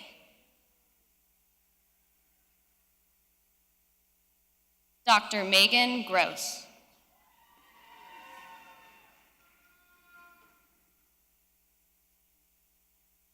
Dr. Lennell P. Grezik, hooded by Dr. Gregory Grezik.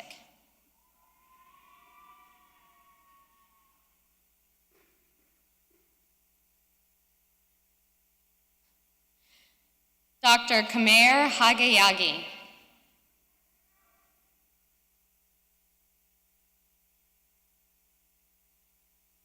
Dr. Russell D. Hamilton.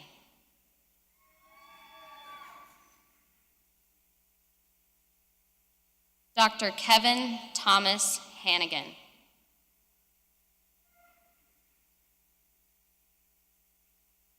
Dr. Daniel R.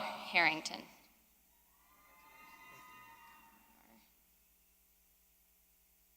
Dr. Tyler G. Haskell. Dr. Nathan Michael Hastings.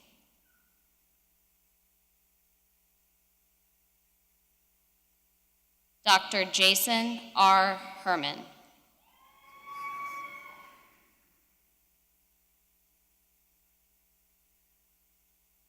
Dr. Janae Lynn Hobein.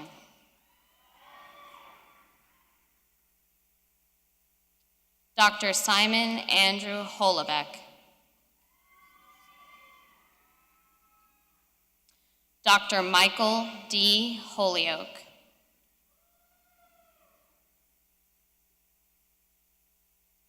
Dr. Anne Maria Homan.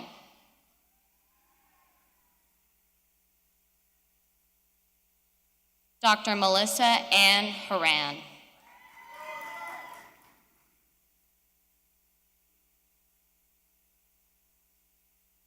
Dr. Lumia Marie Howard.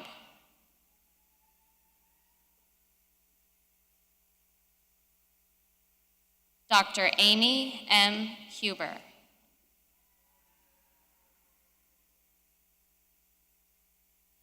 Dr. Erica Danielle Hutz, hooded by Dr. Irene O'Shaughnessy.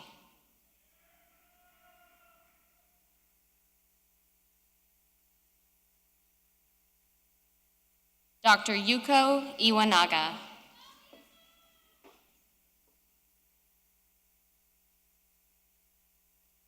Dr. Amanda Jo Jepson.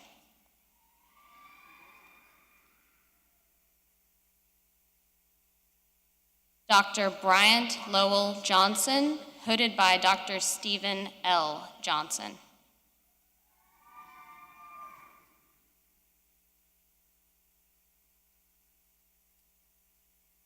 Dr. Clinton Lee Johnson, hooded by Dr. Stephen L. Johnson.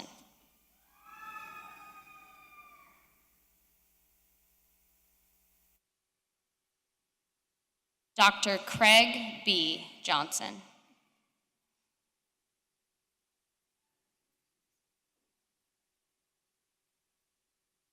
Dr. C. Reed Johnson.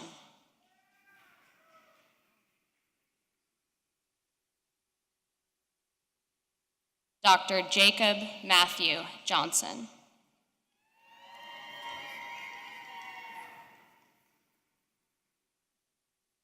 Dr. Stephanie Irene Kalunt.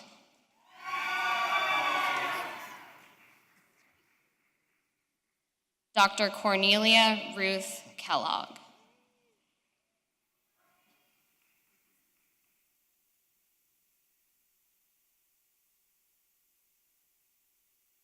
Dr. Alexander James Kelshaber.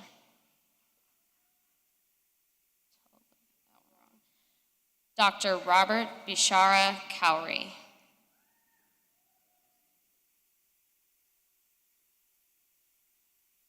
Dr. Allison M. Blumenthal Kleinig, also receiving Master of Science in Anatomy degree. Dr. Gregory A. Kolb.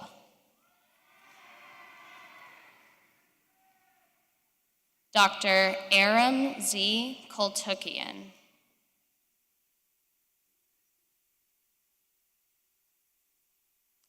Dr. Jonathan J. Kreischer.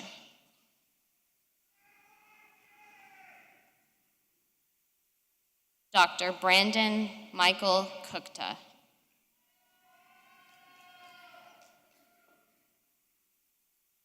Dr. Johanna Ray Leidig.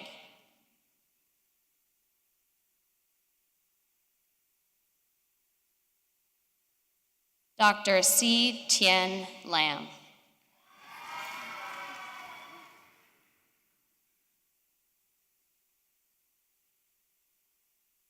Dr. Erin Nicole Lawrence.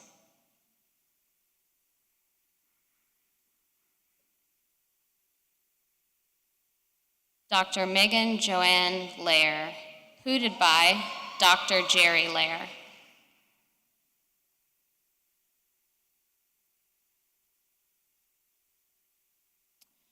Dr. Kevin Allen Lenkart.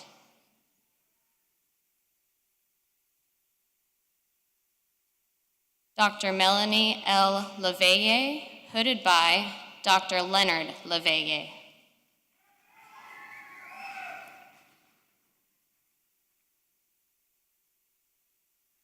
Dr. Brian E. Levy.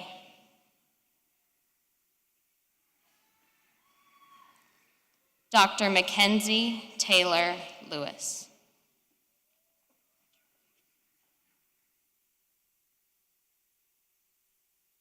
Dr. Catherine Marie Lilly.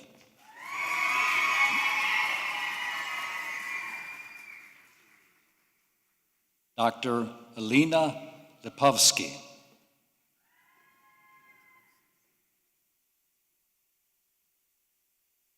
Dr. Megan Rose Lofsgarden, hooded by Dr. J. D. Lofsgarden.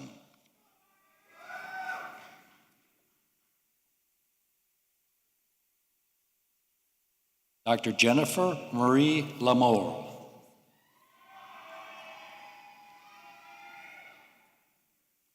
Dr. Carrie Ann Leet.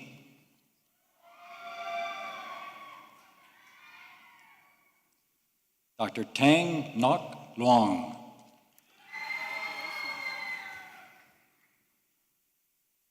Dr. Christina Rose Lyon.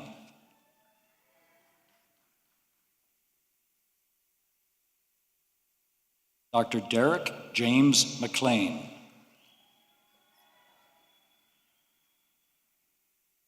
Dr. Abby Ann Madden.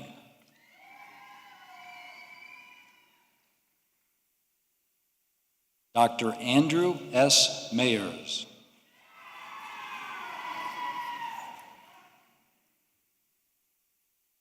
Dr. April N. Mangridge.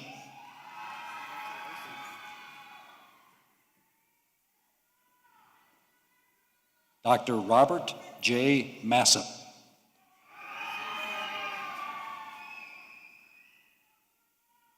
Dr. Lauren Michelle McClure, hooded by Dr. Robert Bruce McClure and Dr. Mary Beth McClure.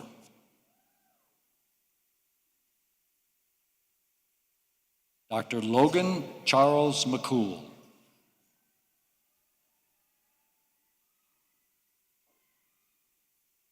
Dr. Colin M. McCormick.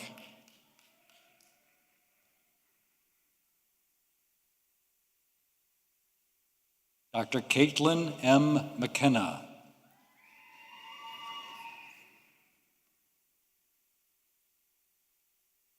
Dr. Brittany J. McClan.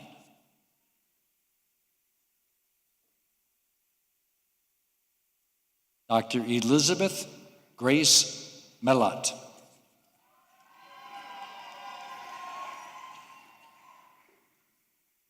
Dr. Lucas Matthew Melovich.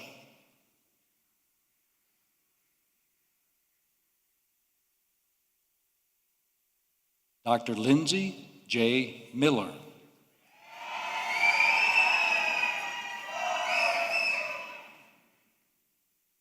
Dr. Logan J. Miller.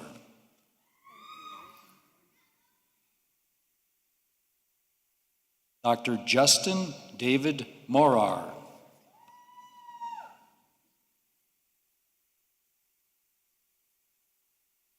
Dr. Eric Vaughn Mortens, hooded by Dr. Benjamin Martins. Hooded by Dr. Martin Mortens.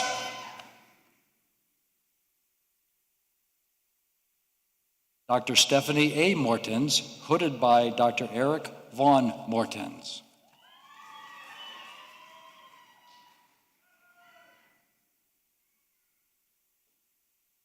Dr. Kevin Michael Munger, also receiving Master of Science in Anatomy degree, hooded by Dr. Michael Munger.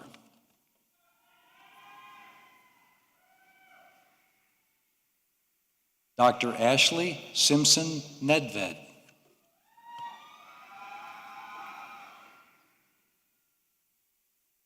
Dr. Lon Grace Marie Nguyen.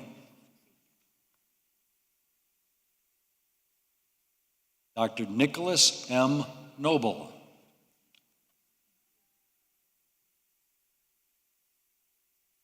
Dr. Jane Marie O'D.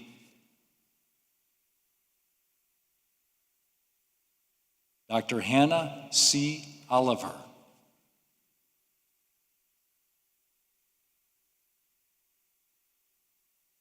Dr. Thomas David Olson.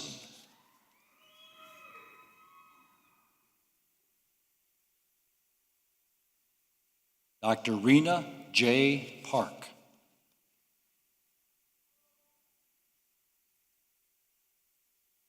Dr. Tulja U. Parmar.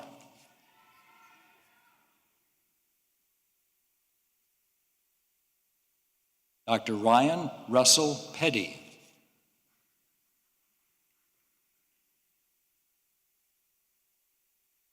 Dr. Susana Lee Peralta.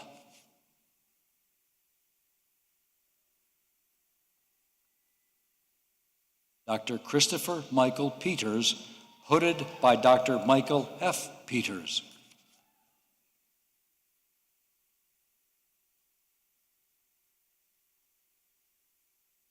Dr. Joseph David Peterson.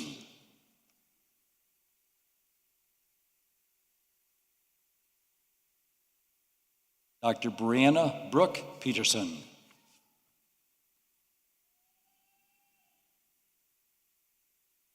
Dr. Tom Pham.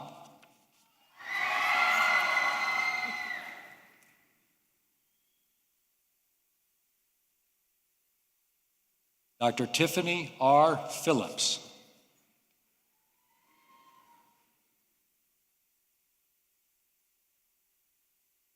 Dr. Brian Christopher Patillo.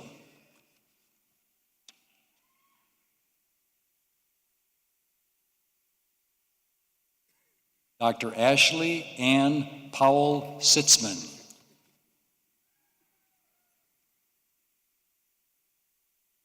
Dr. Victoria Katrina Powis.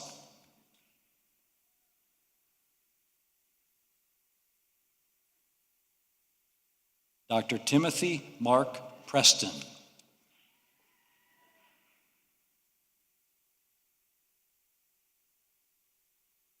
Dr. Ashley Berlage Priot.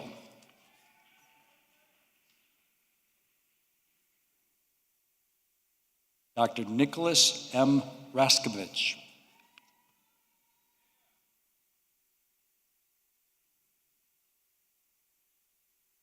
Dr. Philip L. Radowski.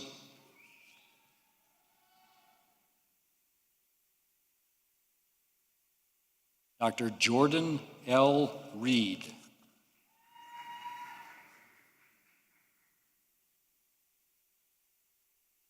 Dr. Jacob Henry Reisner, hooded by Dr. Terry Reisner.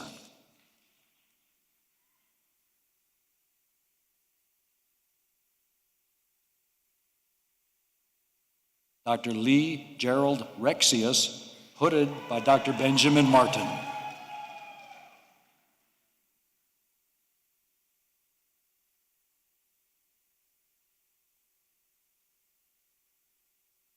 Dr. Ashley Nicole Rivera.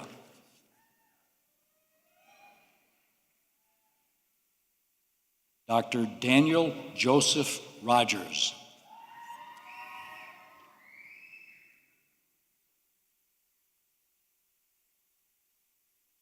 Dr. Lindsay Lauren Ross.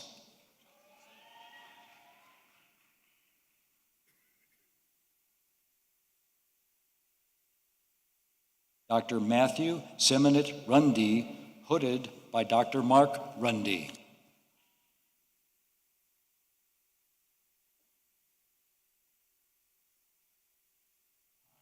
Dr. Deanna Shabich.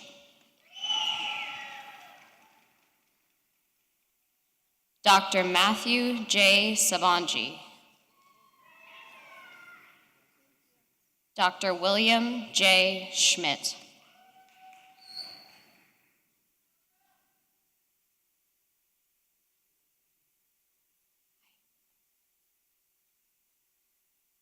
Dr. Molly Kathleen Schneider.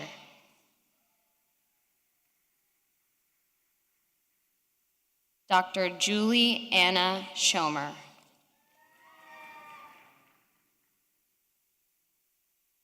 Dr. Lucas D. Schreiner.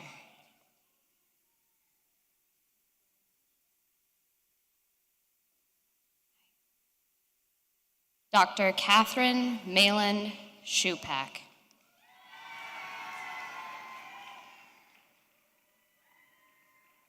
Dr. Leah M. Schupner.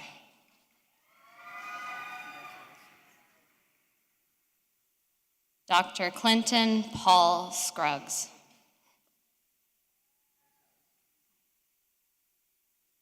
Dr. Amanda K. Sedlacek, also receiving Master of Science in Anatomy degree. Dr. Jonathan George Sankler.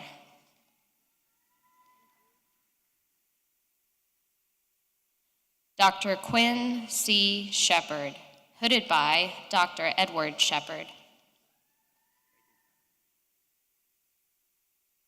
Dr. David J. Shrake.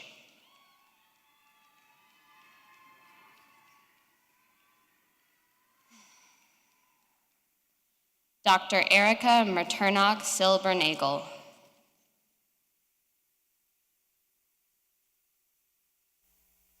Dr. Andrew D. Sims.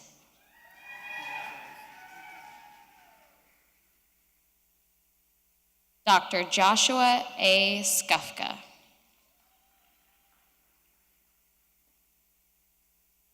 Dr. Daniel J. Smith, hooded by Dr. Brian D. Smith.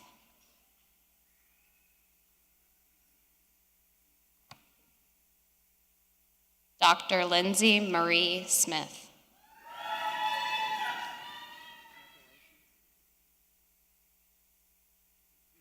Dr. Stephen James Smith. Dr. Caroline M. So. Dr. Adam R. Spain.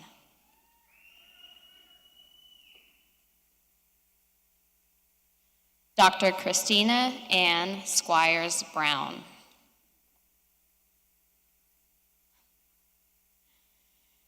Dr. Kandipati Srinivasaro, hooded by Vasundhara Gane. Dr. Tricia Nicole Stacks.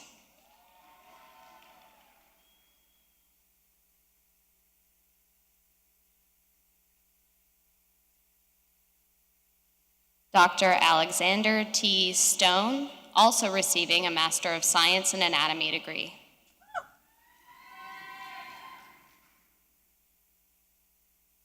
Dr. John William Stubli.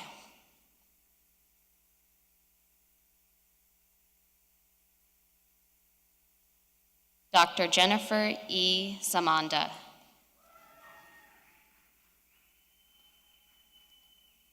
Dr. Christopher Tan.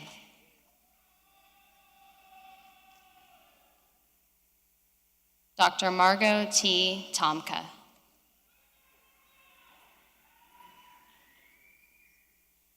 Dr. Dylan Tracy.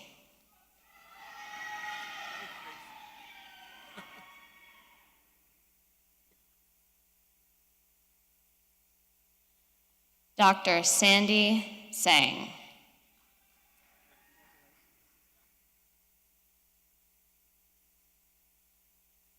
Dr. Brandon A. Van Hesche.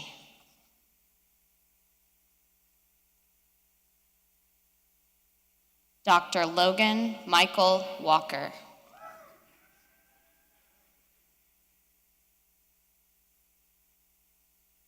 Dr. Amber R. Ward.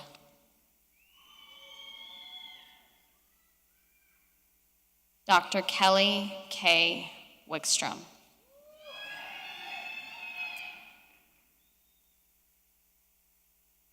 Dr. Christopher Wayne Wilson.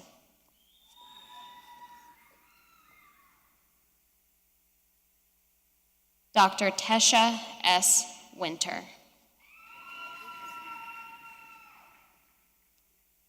Dr. April R. Winters.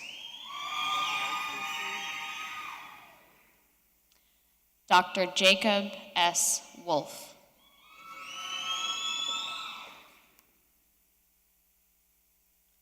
Dr. Trafina Michelle Wong.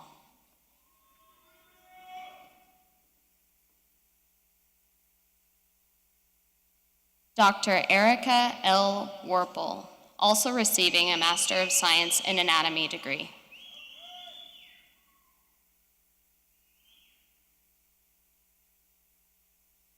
Dr. Samuel Levi Worsham.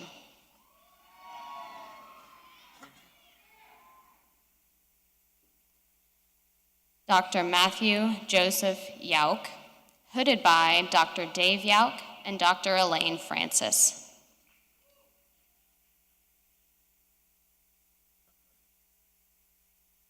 Dr. Kirsten Elizabeth Young.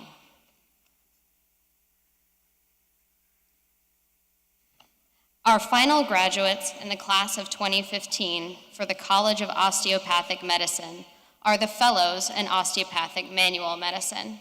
They have spent one additional year training current students in the art and science of osteopathic manual medicine.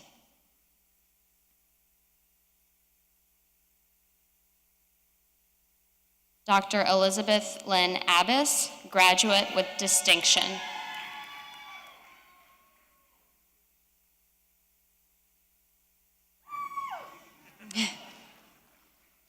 Dr. Patrick Graneman.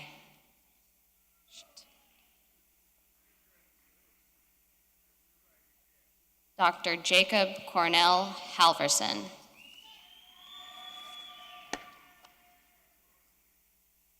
Dr. Megan Ashley Richard.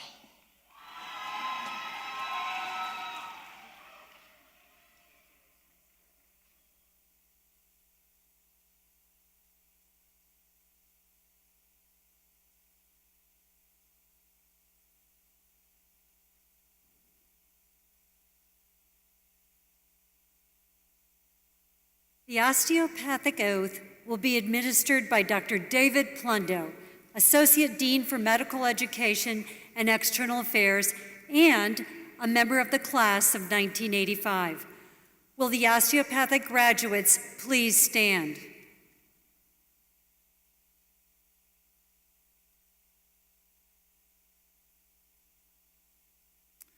I'd also like to ask any DOs in the audience, as well as on the podium, to please stand and recite the oath along with us. I hereby affirm my loyalty to the profession I am about to enter. I will be mindful always to my great responsibility to preserve the health and life of my patients, to retain their respect, both as a physician and a friend, who will guard their secrets with scrupulous honor and fidelity, to perform faithfully my professional duties, to employ only those recognized methods of treatment consistent with good judgment and with my skill and abilities, keeping in mind always nature's laws and the body's inherent capacity for recovery.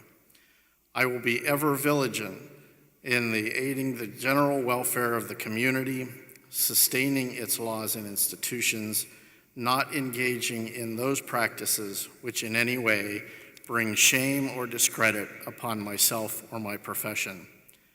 I will give no drugs for deadly purposes to any person, though it may be asked of me. I will endeavor to work in accord with my colleagues in a spirit of progressive cooperation, and never by work or by act cast imputations upon them or their rightful practices.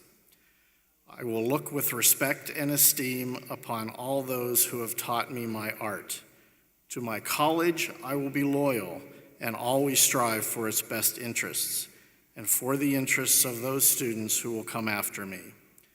I will be ever alert to further the application of basic biological truths to the healing arts and to develop the principles of osteopathy, which were first enunciated by Andrew Taylor Still. Please be seated.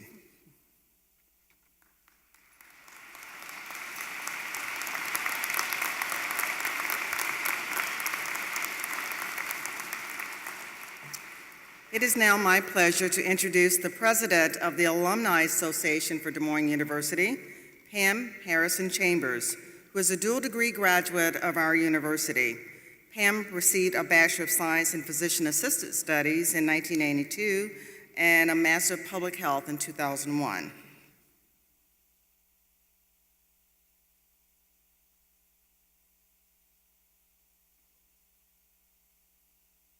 Dear graduates and newly qualified alumni of Des Moines University, today is an incredible day. We are so fortunate to be alumni of such an incredible institution.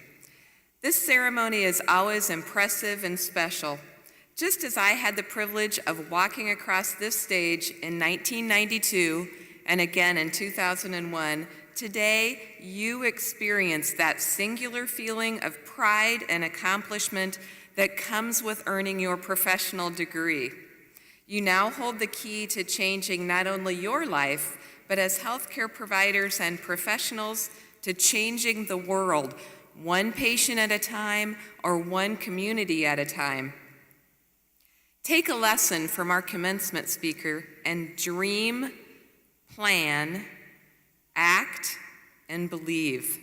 And as you fulfill your highest individual hopes, please also remember our common connection as alumni of this great institution and our relationship as ongoing partners in the success of Des Moines University. Good luck.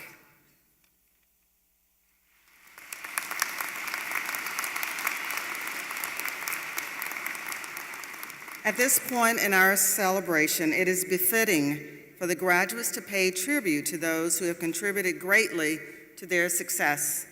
Will the graduates please rise? Through great dedication and commitment, the members of your esteemed faculty have advanced your capacities as caring and compassionate healthcare providers, scientists, and administrators. And as you go forward, you too have a responsibility to wisely use what you have learned to preserve and enhance the quality of life for those individuals and communities you serve. I ask you to demonstrate your appreciation by applauding the faculty seated in the front rows.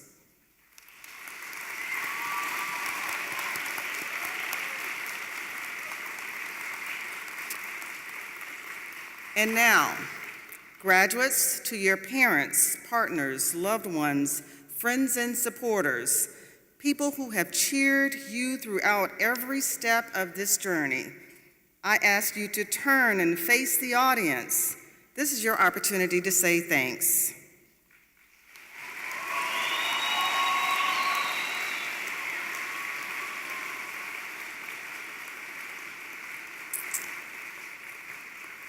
And now, on behalf of the administration, faculty, and staff at Des Moines University, we commend each of you on achieving this significant milestone. And now, if you would just remain standing for my charge. To the members of the class of 2015, this day is a special day of celebration, achievement, and challenge. We celebrate your successful completion of the requirements for the Doctor of Osteopathic Medicine, Doctor of Podiatric Medicine, Doctor of Physical Therapy, Master of Science in Anatomy, Master of Science in Biomedical Sciences, Master of Science in Physician Assistant Studies, Master of Public Health, and Master of Healthcare Administration. This is an important milestone, and we celebrate it with you. It is also a day when we acknowledge your achievement of a body of knowledge and a set of special skills with which you can now go forth to render special service to improve the health and healthcare of our state, our nation, and the world. It is a day of challenge, since we now know many of you must commit to those important next steps that will complete your preparation and training that will confer upon you the eligibility to use your skills as a fully qualified professional in the chosen area of endeavor. These are challenges that you have shown yourselves ready to assume and to master. We extend our congratulations to you and to your families and loved ones. We share in the pride they feel in your accomplishments, and we are excited as they are about the service you will render and the differences you will make. What an exciting and rewarding future that lies ahead of each of you. A favorite quote of mine is, "Know that you will make your living by what you get, but you will make a life by what you give." Go and serve. Commit to your part in fulfilling our noble mission in the delivery of medical care, in the advancement of knowledge, and in strengthening our system of health care. Reach far. Dream colossal dreams, set audacious goals, be bold in leadership, and in the name of service to mankind, be possessed of an outrageous ambition to make things better. That is your legacy. The service that you give is partial payment on the investment made by others in you. Therefore, I charge you to relentlessly pursue knowledge, seek wisdom, give service, and demand excellence throughout your lifetime.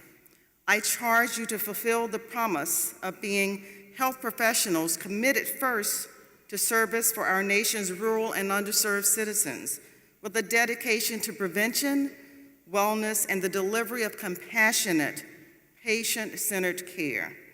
I charge you to maintain respect for others and to cherish those who have been your greatest champions. Remember that professional integrity is essential to your success as healthcare professionals. So I charge you to embrace the values of honesty, accountability, collaboration, and inclusiveness as the basic tenets of integrity. I charge you to be honorable and supportive alumni of Des Moines University. See this as an imperative to invest in the next generation of healthcare professionals. I charge you to lead, to inspire, and to serve, and be always assured of our enormous pride in you. Congratulations, dream big, and focus your life on doing a world of good. I am now pleased to ask that our Grand Marshal step forward to the podium for the final pronouncement. Before we do that, let's all give the class of 2015 a round of applause.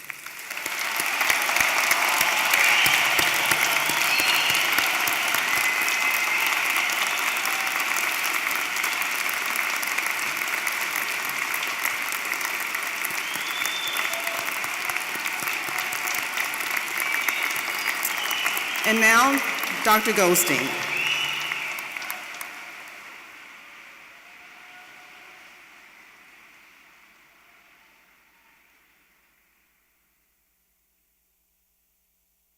These proceedings are now officially concluded. Guests, please remain seated until the recessional is completed. Families and friends are invited to greet the graduates in Hall B to my left, or in the atrium outside the doorways, or in this hall. Will the platform party, faculty, and graduates please rise for the recessional?